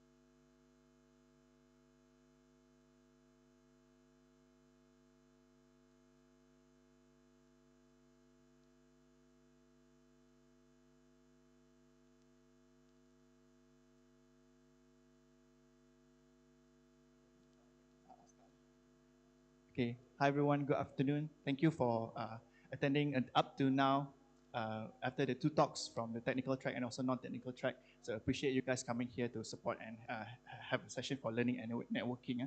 I think this is our last main talk for this afternoon. So we will be talking about product managers panel discussion. Yep. So you might not have technical knowledge in crypto or in blockchain, right? But that doesn't mean you cannot be a part of the Web3 ecosystem. And this talk is for you to see that. And what we have is basically Jingswan from ETH Penang will be moderating, Harith from Etherscan, and also Kim from Coingecko to talk about product management. Okay, come in, yeah.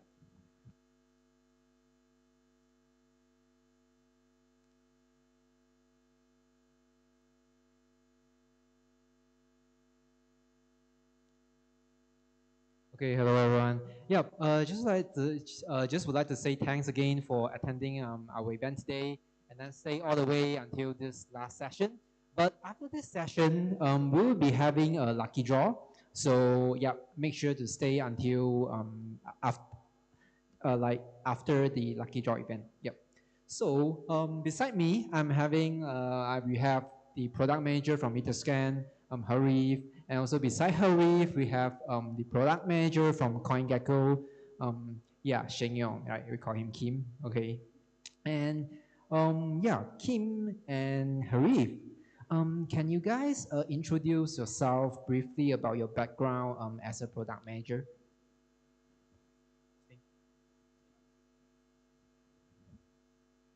Testing. Okay. Hello. So my name's Haris. I've been a product manager at Etherscan for, I guess, 2 years, although it's a bit flexible because we never really are very particular about titles there.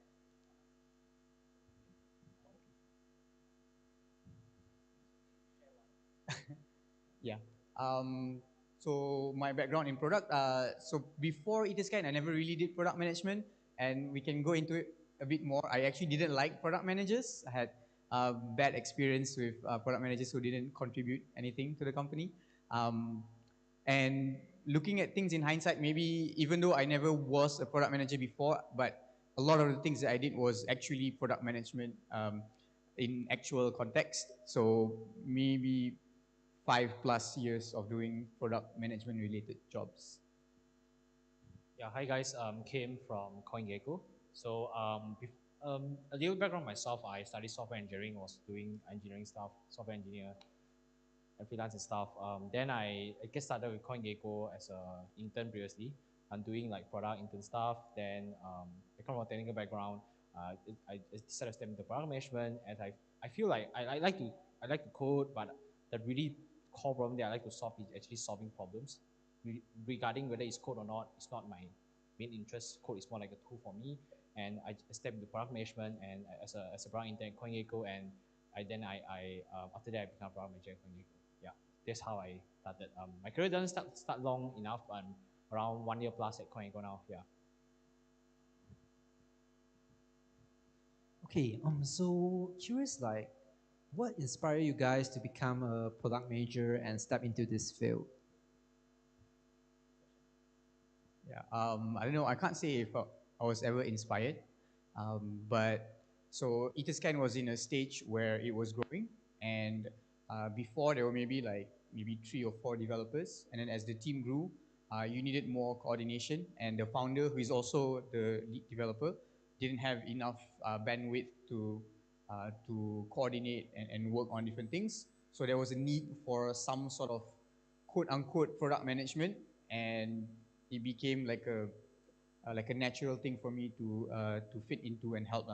I think so. It wasn't really an inspiration, but now looking back at it, I think there is kind of what Kim mentioned, like solving problems, and there's a lot of very smart people if you're lucky to be in a team with a lot of them. But a lot of times they all want to do their own thing. Like devs want to code, designers want to design. Maybe if you have a sales team, they want to sell, but you need someone to like put them all together and make sure everyone's aligned and doing things in the same direction. So yeah, I think that's a cool part of being able to provide that value, even though you're not necessarily someone who is an expert or a specialist in one particular role. Yeah, personally, I would dissect the question into two lah. Like what gets you interested in product management and this industry itself? Maybe when in terms of Web3. Maybe for me, I'll dissect into two.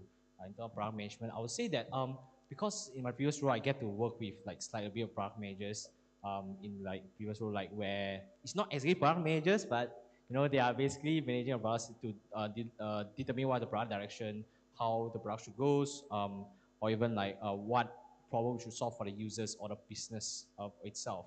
I was an engineer at that time, and I feel like, hey, like I like to code, I like to solve problem, but not coding is just a tool for me. It's not the only thing I want to do to solve problems. I really like to solve problems from multiple perspective. I also like to look it from a business holistic view as well, not just from a technical view. So that's why I get interested in product management, and I apply product internship anywhere. And I get to CoinGecko, and that's how I started as the product to be a product manager in some way lah. But in terms of why I'm interested in the industry, so I kind of joined during the 2021 boom, where Elon Musk was shouting about Doge anywhere, right? I was like, what Doge, what a good dog, a coin, yo, and yeah, I get interested into it. You have the adrenaline, everything goes up, coin pumps, anything.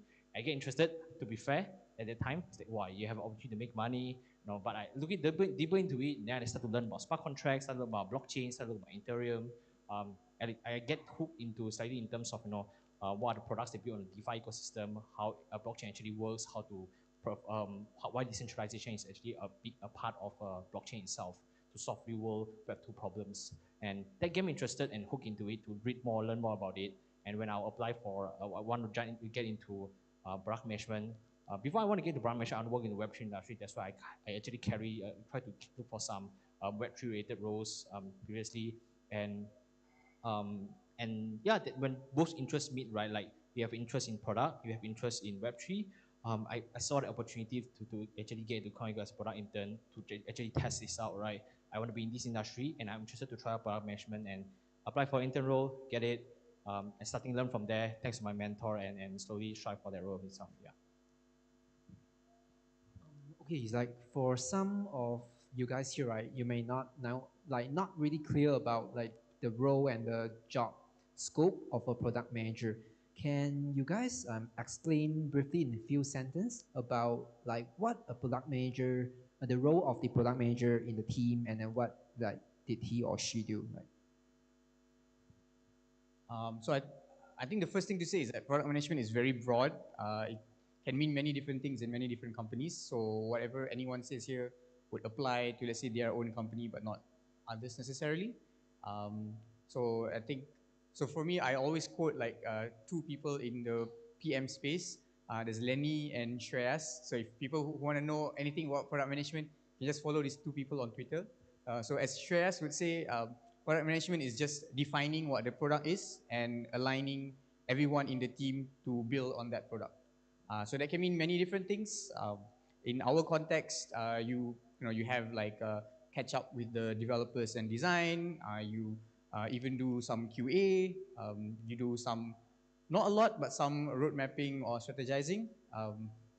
Yeah, and many different things that come up as you are working towards aligning or coordinating on building a particular product. Yeah, I think Harif kind of give an overview of like our product management is perhaps I'll give a definition on my own for Coingecko perspective. I'll say maybe a deeper view to give a different perspective. So I think Coingecko, what we define as product manager is that somehow someone is like someone that decide the product directions, like what the product should do, how it should go, and also working with the people that can contribute to these products together. Leading them together, make sure that they work well together as well. For example, in Coingecko, usually people who contribute to a product come from a growth, research, or even operations, or even design, engineering, or even maybe test engineer, right? So how can you work with these people together to actually try to do well, to contribute to the product itself, right? For example, and designer want the most sophisticated design, but sometimes, most of the time, it's very hard to implement it in the code level for engineers. Then how can you find a fair balance between it? But not to forget, at the end, is you want to bring the impact to the users through your product, right? Then how can you take this as an initial aim, work with these people together to move towards the goal itself, right? So that is what I usually define, Coingecko defines product manager, like work with these people towards a product direction, and you decide what the direction is. But the people might want to ask like, okay, why you have a product manager? Maybe this guy don't do code, don't do design technically, like as a job, full-time job. Like why you have this person to decide like why the product should go in this way, right? So this person usually should have like a strong domain knowledge within the industry, right? Also understand what all these different roles in the company that people contribute to the product, how they work together, what are important for them, and how to leverage their skill to actually drive the outcome that you want to bring, right? Let's say you want to build the best data aggregator in the world, right? A few things which are important. You need to have accurate data. You need to have good UI to actually show the chart, the price, coin price data to the users. And you need to make sure that it's near to real time. You want to show as low latency as possible. And how can you work with designers to create intuitive design for people to actually get this data easily?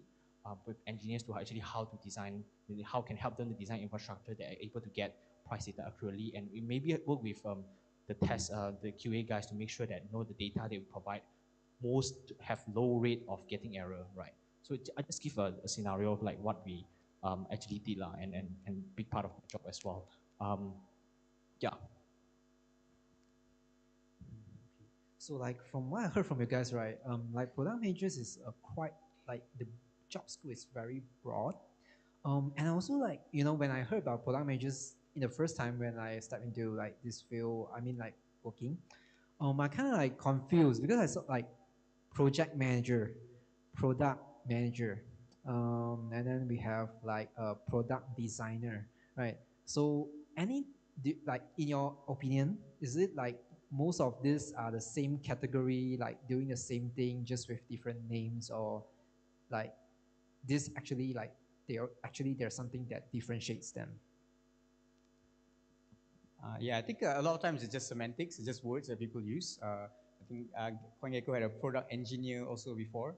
Um, I mean, product designer, you design for product. The difference between product designer and a normal designer is you understand your product, like what is the expected UI UX of your user, like what would make the most sense. For product managers versus project managers and I guess product owners is to me, product manager is essentially a product owner and a project manager. So a product owner is someone who is the champion of the product, like they know everything about that product, all the sort of small nitty-gritty stuff, all the sort of expected improvements or the bugs that the product has. And they are the internal person who answers for that product. And the project manager just manages project, right? So a product manager does both. You can't be just a project manager to be a product manager because you need to know what the issues are with your product, and even making decisions on that product, or even deciding whether you can make the decision or you need to escalate it to let's say your founder or the CEO to make that decision. That knowledge, that domain knowledge, like Kim mentioned earlier, you need to have, which someone who is project manager may not have when they don't have that product ownership for a particular product. Yeah, I think kind of similar to what Harif mentioned, because like Harif mentioned, he take all the points already, so he win, right? But nothing to say. But yeah, just want to add on a little bit. Like how it differs also depends on the company size as well, right? For example, if you are working in a big corporate, they might separate product managers, product owners, or even product designer. Product designer, they separate the UI designer and UX designer. They separate it out because they have the human resources to let these people to focus on one particular thing itself. Let's say a product designer, usually you take care of the UI and UX, the user interface and the user experience, right? And some companies, they separate it out. It depends on context. Or in some companies, like let's say large companies, they might separate project manager. We focus on delivery of a project, which could be a product feature, which could be a company events, focus on delivery itself. And then product managers usually focus on product managers. Someone they call it product owners are usually focusing on, how did you decide what based on your knowledge, which is product domain knowledge, and also understanding the business, understanding how to work with other people within the company itself to contribute to the product. How you decide what's next to do and how we're gonna tackle it. It's more like it's like designing a game in some way. Like you design a game, moving path forward. Like how can we win in this game, right? Your aim is to be the best data aggregator. Your aim is to be the best leading product in this area itself. Then how can you decide a path to move towards there? But not to forget that the people who use your product are your users, and you are building for them to make sure that they are able to enjoy your product, and also prefer your product compared to other product. And this basically like how it I would define it lah. Mainly like product manager is like strategy, product thinking, or even something more than that. Project manager maybe delivery focus. Designer is like crafters that craft how the product gonna look like for the users itself, and how users gonna feel the product touch that you design for them. Yeah.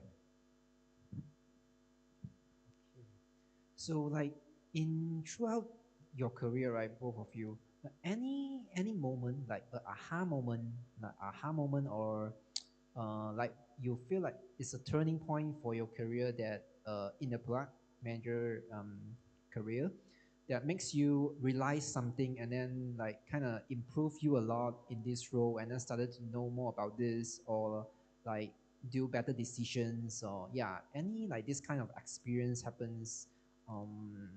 Yep.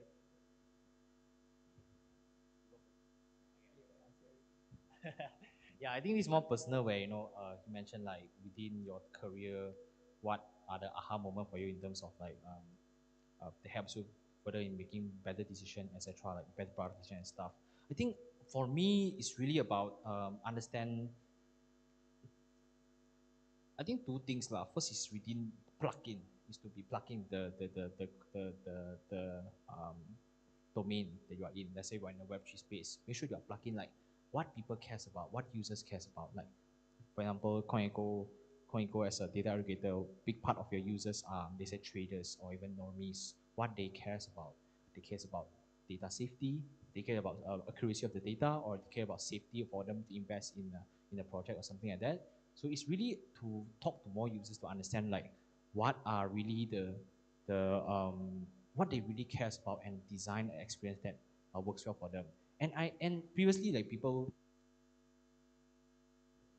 hello, yeah, people might argue that some people say, you like Apple, they say you don't ask your users, right? Build the product that makes the most sense. But I feel like in order for you to have the feeling to actually build something that actually solve their problem, you need to empathize them, really fully empathize them. It usually comes from talking to them, message them, see what they shout on Twitter, maybe Reddit. If the more painful they are, they will shout the more loudest. But also to remind yourself to not just follow everything they mention, to think through it, and so try to empathize that part rather than saying you are right, you are wrong. Try to empathize like, okay, how you come out with this thing. And I think that's really a big part to change my thoughts about this. If not, previously I was like, okay, product manager is like designing a game, right? What you feel like is the best, based on your understanding, designing a game, coming like that, designing a game like designing a product, it might not be the best way for moving forward, because as at the end, people that use your product are the users, and you should care most about them. But definitely, the other end also, there's another critique, right? If you are too user focused, then you as a business also need to survive, right? You don't want to give everything for free, then at the end you can't monetize, and the company collapse, right? So how can you balance between that two as well? But just to remind myself to be always user focused, and that's really the part I get. I really can feel like, what these people think when I go to a meeting. When the team decide they want to go to other way for this product decision, I can strongly say that based on my understanding of users, like this is really against what they really want. And you can really make a stand for the users, because in a company, no one will stand for the users in some way. So you should be a sound for user itself, but also the other end, not to forget a business value that you need to extract as well. The business outcome they want to achieve as well. Yeah, just to balance between those two. I think that's a big moment for me when I really get a part. Right. So for me, I don't think there was really an aha moment where I realized I'm suddenly this god at making decisions. I don't think that will ever happen.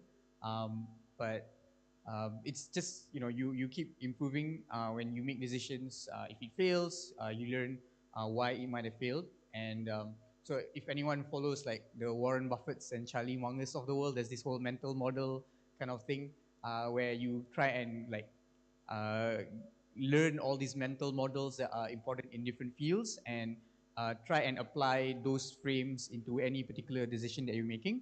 Always consider what the trade-offs are, um, and apply which models make sense. Um, and then maybe the closest thing I can say to an aha moment is like, so for a long time I didn't like product managers, because in my previous company, it was a startup that had like a small number of people who worked hard. And then after they raised a lot of money, they started hiring these product managers with like high salaries, and who just came in and joined meetings and wrote down some documents and didn't do anything meaningful beyond that. So for a long time to me, like product managers were just a waste of space. So the aha moment came when in Etherscan, like you felt the need because people were doing a lot of stuff, but it wasn't coordinated. It wasn't like moving towards a particular feature, and it wasn't done in an efficient way. Everyone ended up kind of doing their own thing. And so the aha moment was like, okay, so the product manager here is, your job is to become that glue and make sure everyone's working towards that same direction. So the meme is like it's velocity without necessarily so much of speed, because you're moving in one direction versus pulling in many different directions. Yeah, just to add on one point when you talk about it, it's like another thing that kind of kicks me in is that when you started as a product manager or when you get into product management, right? At first you are an engineer, you come from other background, it's like, wait, I get into this new domain, I don't know anything. It's actually everyone who jump into product management have the same issue because it's a new domain. There are no degree teach about how to be a product manager or even how to be an entrepreneur in the overhaul. So what people might look for is look for advice, look for frameworks, look for mental models, frameworks lah. Yeah, and you will get later framework one. I say, oh, this Apple they use this maybe like let's say Amazon use this working backward framework, right? You write a memo, your press release, like how the feature gonna look like, and work backwards, like how to actually develop this. You will get addicted at some point because you're like, I'm unsecure on myself whether I'm able to do well, and this framework developed by these experts can help me to solve all the problems that I have because this is the uncertainty part. And I always then after I just started in this trap as well. I follow this framework. At the end, just things doesn't work out. Then you start to think about perhaps you just not to put too much emphasis like try to think like what makes sense to the company, for the product, for the things that you work on, for the context as well, not to fully emphasize or blindly follow a framework and wish that it will solve your problem. And if you go to like big companies or even some places, they will say, follow the Scrum methodology, right? Fully 2 weeks, do this thing, exact same thing, don't change. This is the best thing ever. Or the previous workspace, you learn about this, you go to the next workspace, say, this is the best thing ever, we should do this. No, you should try to think about always like what makes sense for people, what people think about, and what you think works well in this particular context, forgetting the previous learnings or of other people's summarizations of framework or even your personal experience. Yeah. So like just now, like Kim mentioned, right? Like product manager is about like strategize like this product, and then but I'm curious, like how do you guys define like whether a product is successful or not? Yeah, it can be personal or it can be like a theoretical definition of that. Yeah, just curious about that. Yep. So I think one difference probably for Etherscan compared to a lot of companies out there, and maybe for Web3 companies, is that for a lot of people, the definition of success is you have some metrics. You need to meet these metrics that you've agreed on beforehand for you to consider successful or not. But I think for people who've been in the Web3 space, you know that data isn't as reliable because the markets change. Like if you're in a bull market, you can do the worst product ever and people will still want to use it. And if you're in a bear market, you can do whatever cool product but people just don't care about. So one thing that we don't really rely on too much is data. We probably are not as good as we should be at using data. But how to define success or not is you look at your users, whether they actually use the product, whether they give feedback on the product, even just giving feedback that some part of the product sucks, at least means that they're using the product. And one element I think that's important is that you yourself need to be a user of your product, right? So if you're constantly using the product and you think that, hey, this feature is really cool, it's really helping you to use it, then that's the definition of success as well. Yeah, so less maybe data-driven kind of approach, I would say, and more instinctual or more like qualitative rather than quantitative methods. Yeah, I agree on Harif's point where I think Web3, general, if you follow the textbook, what is a successful product, is they usually mention is like you achieve product market fit, which is a generic term. They say product market fit, where your product have a market fit, like this market of users actually use your product and what they retain to use your product for a longer time period of time. That's generally like the general definition. But in terms of how you're going to define product market fit, right? Or even like features market fit, you are a big product, you have multiple features, each feature should have their target audience, and this target audience actually using it in a way that to initial they are fitting to this feature itself. They enjoy it, they are retaining it, they actually use this feature that helps them to achieve something every day or monthly or something. So it's more about you define your outcome. It could be a quantitative outcome, qualitative outcome, and in certain number of ways where these users actually are obsessed or enjoys your feature itself and willing to always come back and retain to always use that feature or that product on that level. This is more like a general definition. Yeah, but I agree on Harif one point is that in crypto space or Web3 space is a bit different, right? In 2021, 2022 is a bull market, 2021, 2020.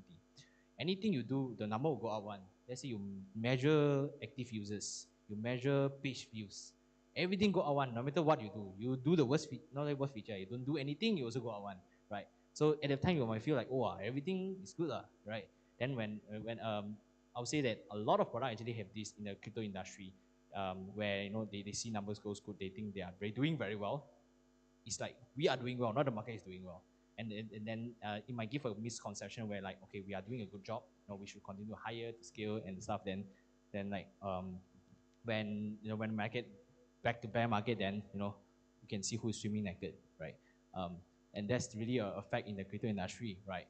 Where you always need to ask yourself like, does it meet your intended outcome, but not to look at those metrics that might fluctuate, and measure your leading in some way, measure your leading indicator, where let's say you do a feature, you do a product, what is the leading indicator in terms of the success of this feature itself or something like that, right? It could be quantitative or qualitative, and for certain numbers of like a lagging indicator which is maybe not fully controlled by your end, try not to over control it and try not to make any conclusion due to like causation of like the metrics of your or lagging indicator to your product itself. Then it might make you feel like you're doing good, but the fact is just the market is just doing well. So I would say that the leading indicator is always one thing that to define like how your product is, how well your product is doing. While lagging indicator should pay attention to, but not too being too obsessed with it, and be honest with yourself whether it's you doing well or the market doing well. Okay, so next question, right, is like, in your opinion, what's a good product manager, and like the opposite, like how it takes for a person to be a bad product manager? How do you define that, like a good and a bad product manager? So a good product manager is someone who makes the team click, makes the team work. You can be a very smart person, but let's say you have a high ego and everything needs to be your way. It doesn't matter how smart you are, no one will want to work with you. And everyone who works with you will feel like they're forced. So they don't feel this freedom to make choices. So a good product manager is a facilitator. So you're not meant to be the smart person. You're not the Cristiano Ronaldo of your team. You're the one who makes the team tick. You're not the star. You're meant to be the platform for the stars to perform. So that's one trait of a good manager, a product manager. Definitely, like we've mentioned just now, like having that domain knowledge, because let's say your dev, your designer, they might be good at what they do, but they might not know what the users really want, or what's happening in the sort of wider industry. What are the, like, let's say, trends that the users are getting familiar with or want to use. So you want to be able to chip in those sort of opinions as well. It's probably a lot more, but those are the two that come to mind. And yeah, bad product manager, generally just someone who them being there makes it worse than them not being there. So I will always, and I have a very strong opinion on, like, having a product manager who's bad is way worse than having zero product manager. So if you're in a team and there is a product manager and you just sense that they're just like dragging you down or slowing you down, then you know it's a bad product manager lah, no matter how smart or qualified they might be. Yeah, so I think that's probably a short answer. Yeah. So Harry, first point is basically you want a Messi rather than a Ronaldo, lah, right?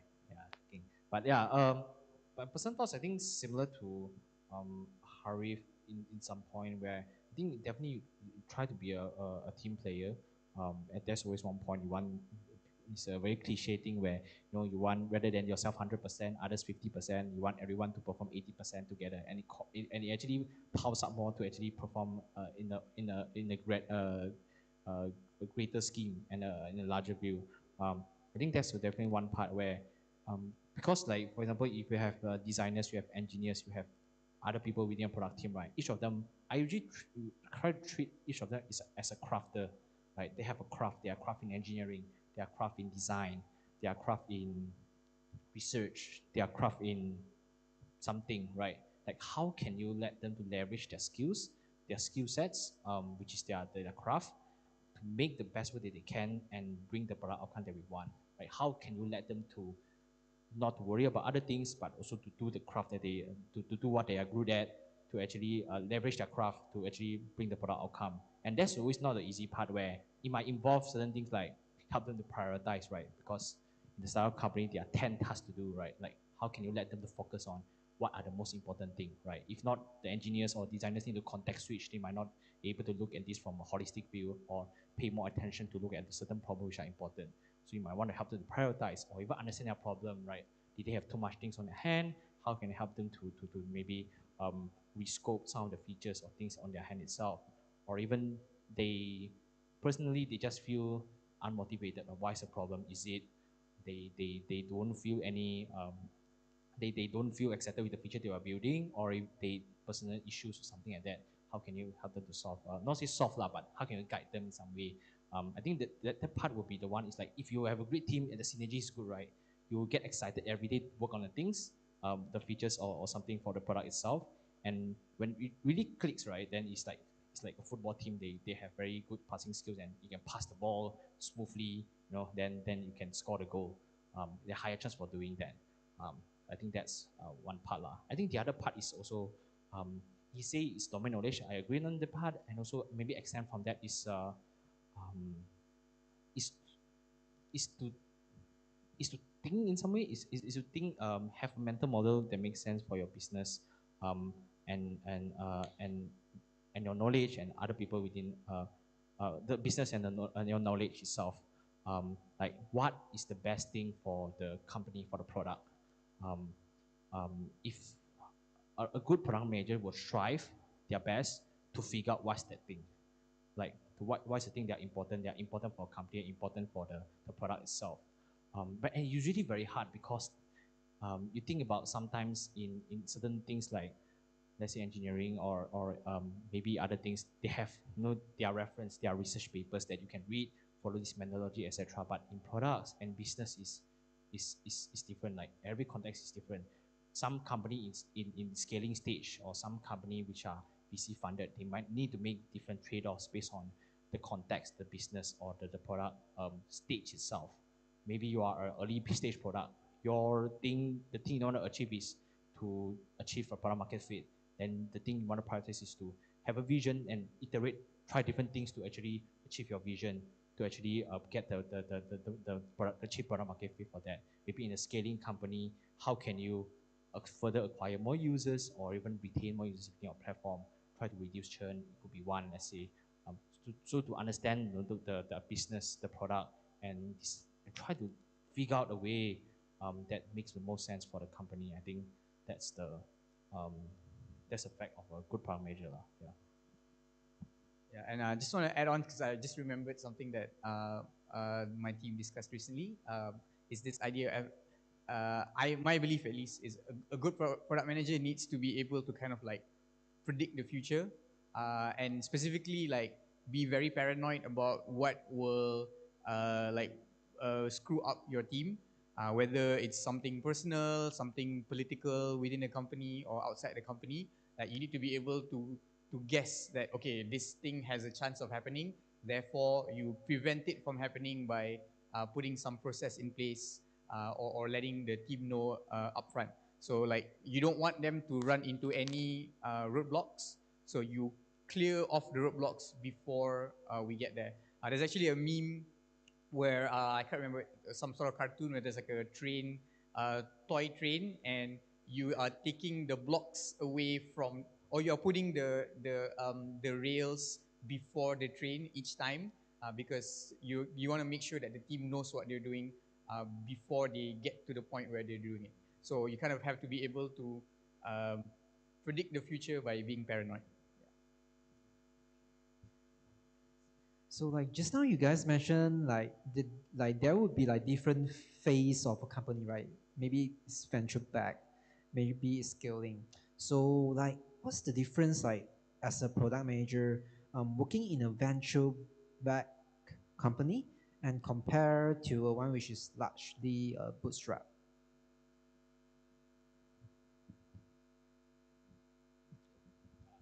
Yeah, I never worked. Harif can talk about venture-backed companies because I never worked in venture-backed companies before.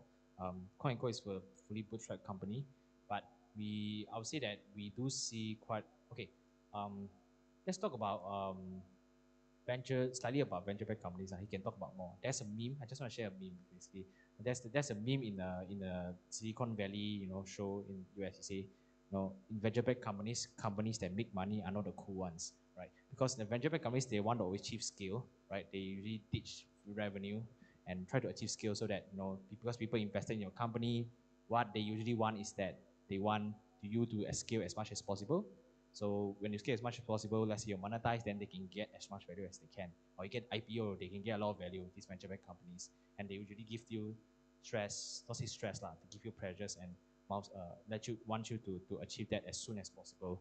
Or even that's the infinite goal where you scale very fast, monetize, and these venture capitalists are able to extract as much value from the business itself. Not a bad thing. I do think that some business should be venture back from the start because it's not easy to monetize from small. But as a bootstrap companies like Coingecko, right? We started with two founders, Bobby and TM. They started this company, putting their own money in. Then the thing they start from day one is that how can we create a sustainable business for this industry itself?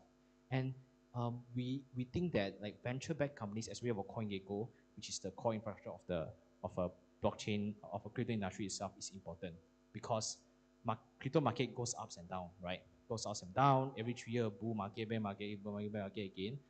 If you're a venture-backed company, you don't have a sustainable business model, which are able to make you generate revenue.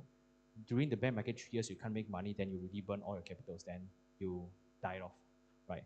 We actually see a few competitors which started with similar with us, but they are venture back. But during the bear market from 2017 to 2020, because they didn't have a sustainable business model, they burn all their cash and they just close off. But those who stay longer, like us, we are fully bootstrapped, may not have the biggest team compared to them, but we find out a sustainable business model to keep us slowly growing for the team itself. And that's why we go through the bear market, coming for the next bull. Now in bear again, slowly extend our business, grow our business, and find way to actually create a sustainable business model. It could be more diversified income stream. It could be exploring new frontiers for another separate market, right? Slightly different market that can help you to generate revenues for the company itself to sustain throughout years, like years, 10 years, 20 years, or 30 years. I think that's what usually a bootstrap company are looking for. And bootstrap company, the benefit is basically we don't have like venture capitalist pressure to force you to grow even the market is not growing. That's a privilege that we have to actually continue to figure out what's the sustainable business model from our end. Maybe Harry can share different perspective on this. No, I think it's mostly the same perspective. Yeah, so when you venture back, you have to play the game. You have to follow what your VCs want. You don't have as much freedom or independence. If you're mostly bootstrap, then you can choose what you want.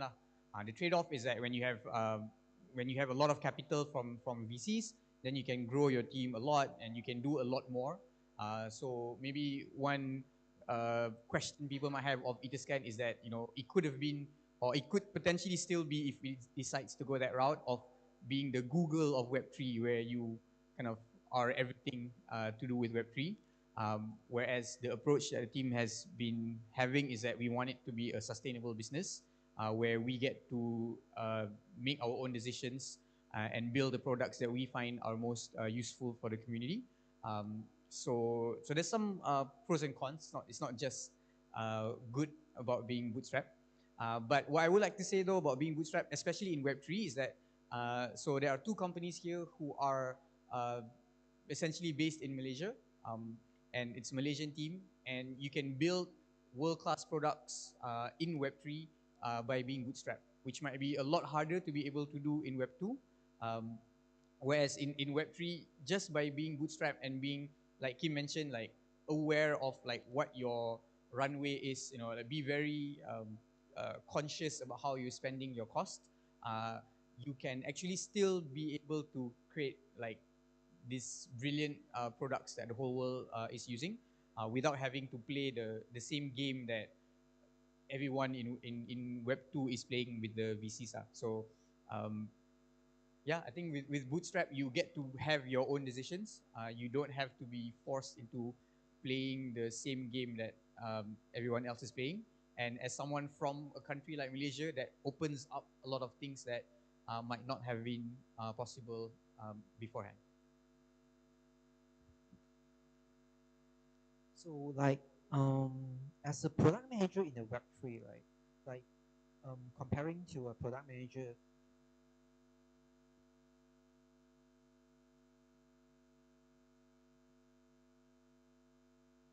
Hello, hello. Oh, okay.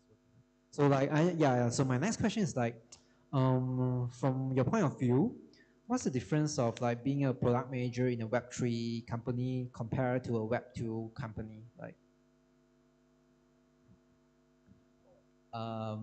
So one main difference is, as I mentioned earlier, about being having that as much reliance on metrics, whereas in Web2 there are all these like sort of best practices when it comes to metrics that everyone else has been following. In Web3, it almost feels like the more married you are to those best practices, the worse it gets, because the market is just very different, just from the fact that it's cyclical versus a more normal market. Another thing is that in Web3, there's a lot more community involvement. I think, so for, if any one of you is doing like a DeFi project, then your definition of community is probably a bit different than Etherscan, but the same logic applies versus a Web2 company where it might be a lot more internal. With Web3, or at least for Etherscan, you know, every time you do something or you don't do something, there's always going to be a bunch of people on Twitter yelling at you because, you know, you should have done this or that. So in a way, you know, you can take it as criticism that people are yelling at you, but with all of those yelling, there's always some grain of truth, and you can use that and utilize that community, that huge global community of users are all there for you, and you can sort of talk to them. You know, you gotta weather all the criticism at the same time, but if you can get that glimpse of insight, then you can utilize that. So it's a lot easier, I'd say, to do things like user research because there's just a bunch of people yelling on Twitter and you just need to pick one and just have a conversation with them versus doing all these like fancy approaches towards user research in Web2. So like in the Web3 industry, right? Like all of us know that it's really like it's going very fast, very rapidly. It's shift very fast. What do you guys do to keep yourself to keep on to play on this game with your product? Like anything that you need to do after working hours to improve yourself or anything to learn? So that's a plug for ETHKL. So one of the best ways is actually to be involved with an active community because then, you know, there's always someone who is updating or sharing about what's happening. So you almost don't even need to go out there and find the news because the news comes to you when you're part of an active community. Twitter is always one, and So my personal advice for anyone using Twitter is, you just be very careful of who you follow, because the people that you follow essentially becomes your news feed. So if you follow the sources with high signal and low noise, then you get very quality stuff without having to go through a lot of messy things. But if you follow a lot of random stuff, then you'll also be thrown or be shown random stuff, and then you have to spend a lot of time filtering all those news. Other than that, it's just, I guess, having less sleep than normal people. Yeah, that's Harish's advice. But I think personally, I do think, because we're building community as well, that ETHKL definitely can provide, not say provide but it's a platform for you to get to connect with others, learn with others, right? Maybe months before today's session, I didn't know about ZKVM, and my friend here in ETHKL just shared about ZKVM. If I didn't get to come here, I wouldn't expose to it some interesting things about it. You stay at home, you stay in your sofa, maybe you won't get exposed to it one.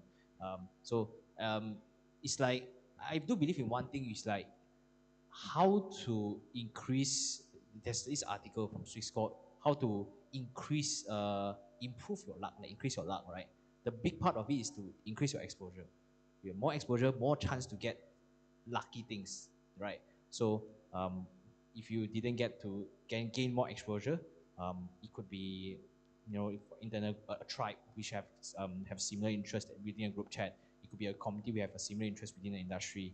It could be you get to meet some seafood to teach you everything, right?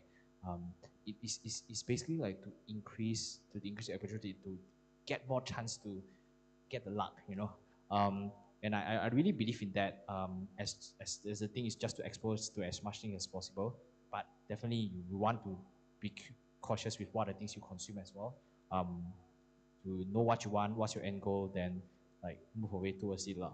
And also maybe the other thing I would say that what also keep you up to date with like I would say product management is also not just a technical role. It's not technical role technically in some way. Definitely you need to have, if you have those skills, you'll be good, right? But it's also a very people role, right? But building community in certain point is also it's like building a team as well, right? But the thing is like, how can you influence people without authority, which is simulating their product manager did, like how can you bring the message to the people, like what we want to achieve, right? How can you gather people to give talks for free, right? Well, I'm not joking about it, but it's basically a similar thing where when building community, you also do some learnings in terms of how can you work with people, or also meet more interesting people as well, that can widen your exposure. And I don't regret doing this stuff. Yeah. Just to add, I think to keep up with with everything that's going on, you want to get involved with the community. But on the flip side, in Web3 with so many things going on, it's not uncommon that you join as someone who doesn't know anything, and within 6 months or a year you become an expert at maybe not the whole blockchain space, but a particular niche in the space. Let's say MEV or some small narrow focus within the space. Because there's so many new things and everyone is online, everyone's happy to share, you actually can pick up and become an expert very quickly versus other spaces. So instead of just looking at it as, there's a lot of things to catch up on, there's also a lot of things that you can catch up on and become an expert on. Oh, okay. So I think the time is ticking, so I'll open the Q&A session. And also, just for info, right, CoinGecko and Etherscan is also hiring.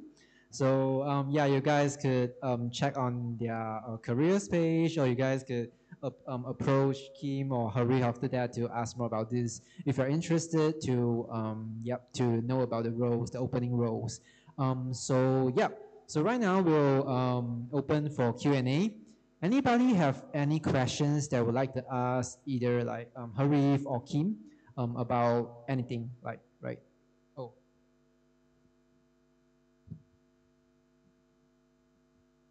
Hi everyone, thank you for a great panel discussion. I have a question about so let's say you are a founder, you have a startup, like let's say it's bootstrapped. When are you going to hire a product manager? How do you decide, and Hello.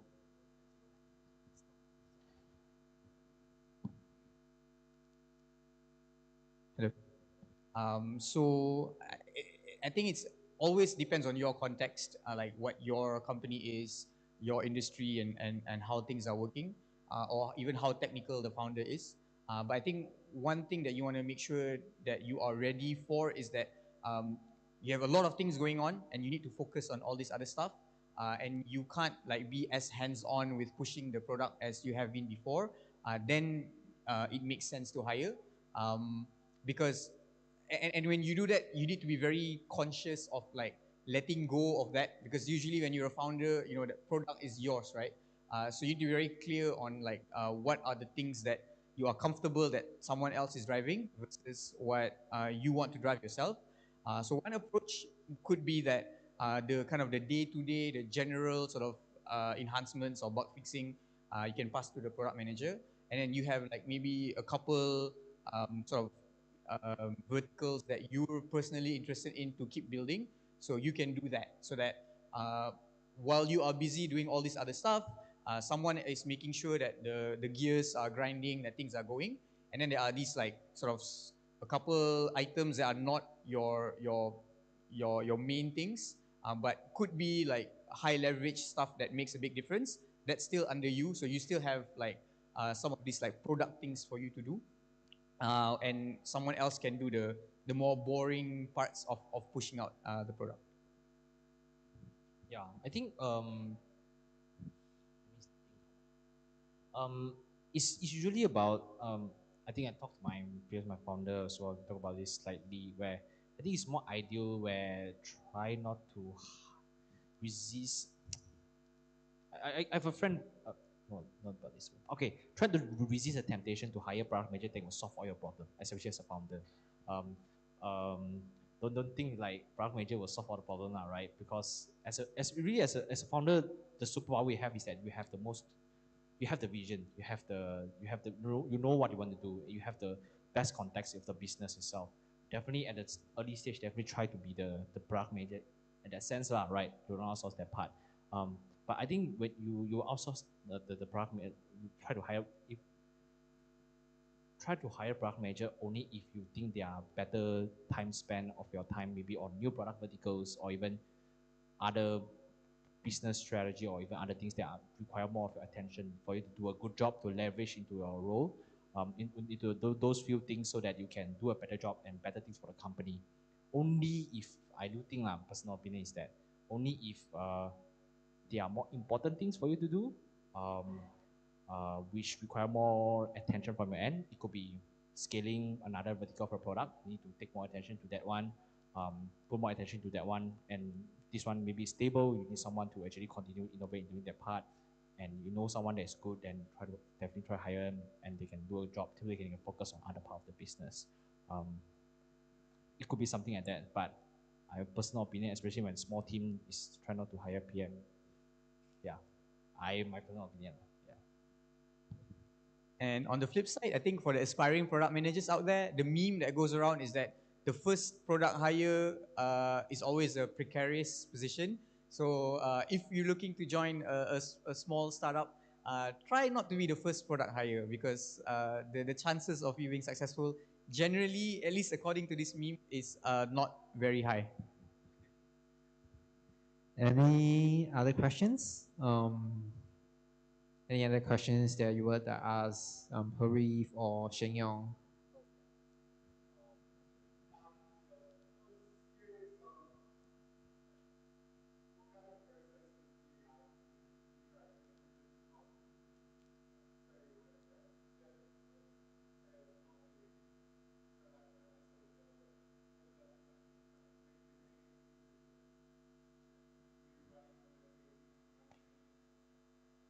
So you're asking about like the process of interacting with different as a product managers, right? Yep. So one thing we don't do is daily stand-ups. The general position by pretty much everyone in the team is that it's a waste of time. We don't know whether that's accurate or not, but that's definitely something we don't do. So we do have like weekly catch-up one-on-ones with the devs on what they're doing and what sort of any concerns or anything that needs clarifying. And then where necessary, we get meetings with other people involved. One thing that I think is different that Etherscan does, that it's not even about Web3 versus Web2, but probably more Malaysian versus the kind of maybe Western approach, is that so Malaysians are very more laid back. We're definitely not as punctual as, let's say, Americans. And in some ways that's not so good, but in other ways I like to think that it's cool, because I mean, if you watch any like Hollywood movies, like if you see any like scenes in a school room, like when the bell buzzes, everyone leaves, right? Like they don't wait for the teacher, they don't care. When the bell rings, you just go. Like you don't care what's happening. And generally, that's also kind of the more Western approach. Like when it's like 5 p.m., you stop and you kind of, let's say, go to another meeting or you leave. Whereas in Malaysia, we're a bit more laid back. You know, we might not actually be there on time, but we might also like sort of discuss things beyond the slotted amount of time. And so there's one part of the team culture that I personally like is that, first of all, we come into office more. So we do hybrid, so we do come in like 3 times a week. And people would say that's not very efficient, but there's a difference when everyone's in the same place versus everyone's like in their own remote locations. And we also do this thing where typically after lunch, people will just come and hang out by the pantry. And so when you're hanging out by the pantry, it doesn't feel forced. Like you're not there for a specific agenda of a meeting. You're just hanging out. And a lot of times you're just chatting about some stuff, or, Viper got hacked, or like whatever that's happening. But then, someone somewhere will be like, oh, actually, why don't we do this? Or, there's this cool thing that I saw. And from there, you get these like impromptu kind of discussions. I personally find that as very productive. Like it kind of it feels more natural, more organic. And then it's the PM's job to actually make sure, you write it down and not be like have a meaningless conversation that has no follow through. So the PM needs to make sure that we follow through on any of those discussions. But yeah, it's not as structured. It's a lot more natural and organic. And I would say, based on my personal experience with the team, is that it's been more positive than negative. I think what this question is mentioned, like how do you manage like communication between different stakeholders of the business as a PM? To be frank, definitely we have like sprints and stuff, but it also depends on the context. We didn't have like a unified ritual, like for let's say how often do you sync with marketing, how often do you sync with ops, right? But I think the general consensus that we usually have is that if we should try to be as expressive as possible. Is that the culture that we have? Like try to be as expressive as possible. It's like if you face a problem, DM, tell me why how we going, what the issue you face, just to be always communicating, and jump to a meeting when there are alignments which usually they need to be made, right? I think that's really the part where Coingecko stands out. We try to actually to be written driven in some way, and like if you really have everyone can just spread their ideas, their thoughts through we have like a forum like thing. Anyone can just drop. You think about EIP, right? Which basically put EIP there, right? We have a similar thing, something like that. Everyone can put a Gecko IP. That's a real thing, GIP. So that everyone can put anything, the ideas there, what is good for the business, etc. And to have to achieve, right? You need to you also need to let everyone know that what the company want to achieve, what is the product want to achieve, so that they can know how can I be part of this to contribute to this, right? Then back to the topic, when is a good time how to reach the workflow for that part? I think it depends. What makes sense for that one? What works for them, what works for us, because we are a fully remote company in some way. And if you got a way to, at least this is a way that we work where jump to calls if needed, and to be more over communicate, especially in text format. Everyone should write it down. Yeah, that's the cultural thing. And I think one thing to note also is that both teams are not that big. Etherscan's maybe at 40 plus, Gecko's maybe 60. Yeah. So probably some of the stuff that we mentioned may not apply if you're a bigger company. Even if you're a very small company, it's very different problem as well, right? Yeah. Yeah.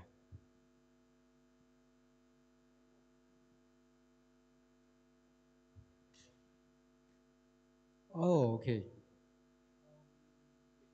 So maybe you'll go for the lucky draw first. Okay, then they could with their prices. Okay. So yeah, right. So right now, we'll end this session and we'll pass the mic to Tree. Yeah, the next is the lucky draw session, right? Yep.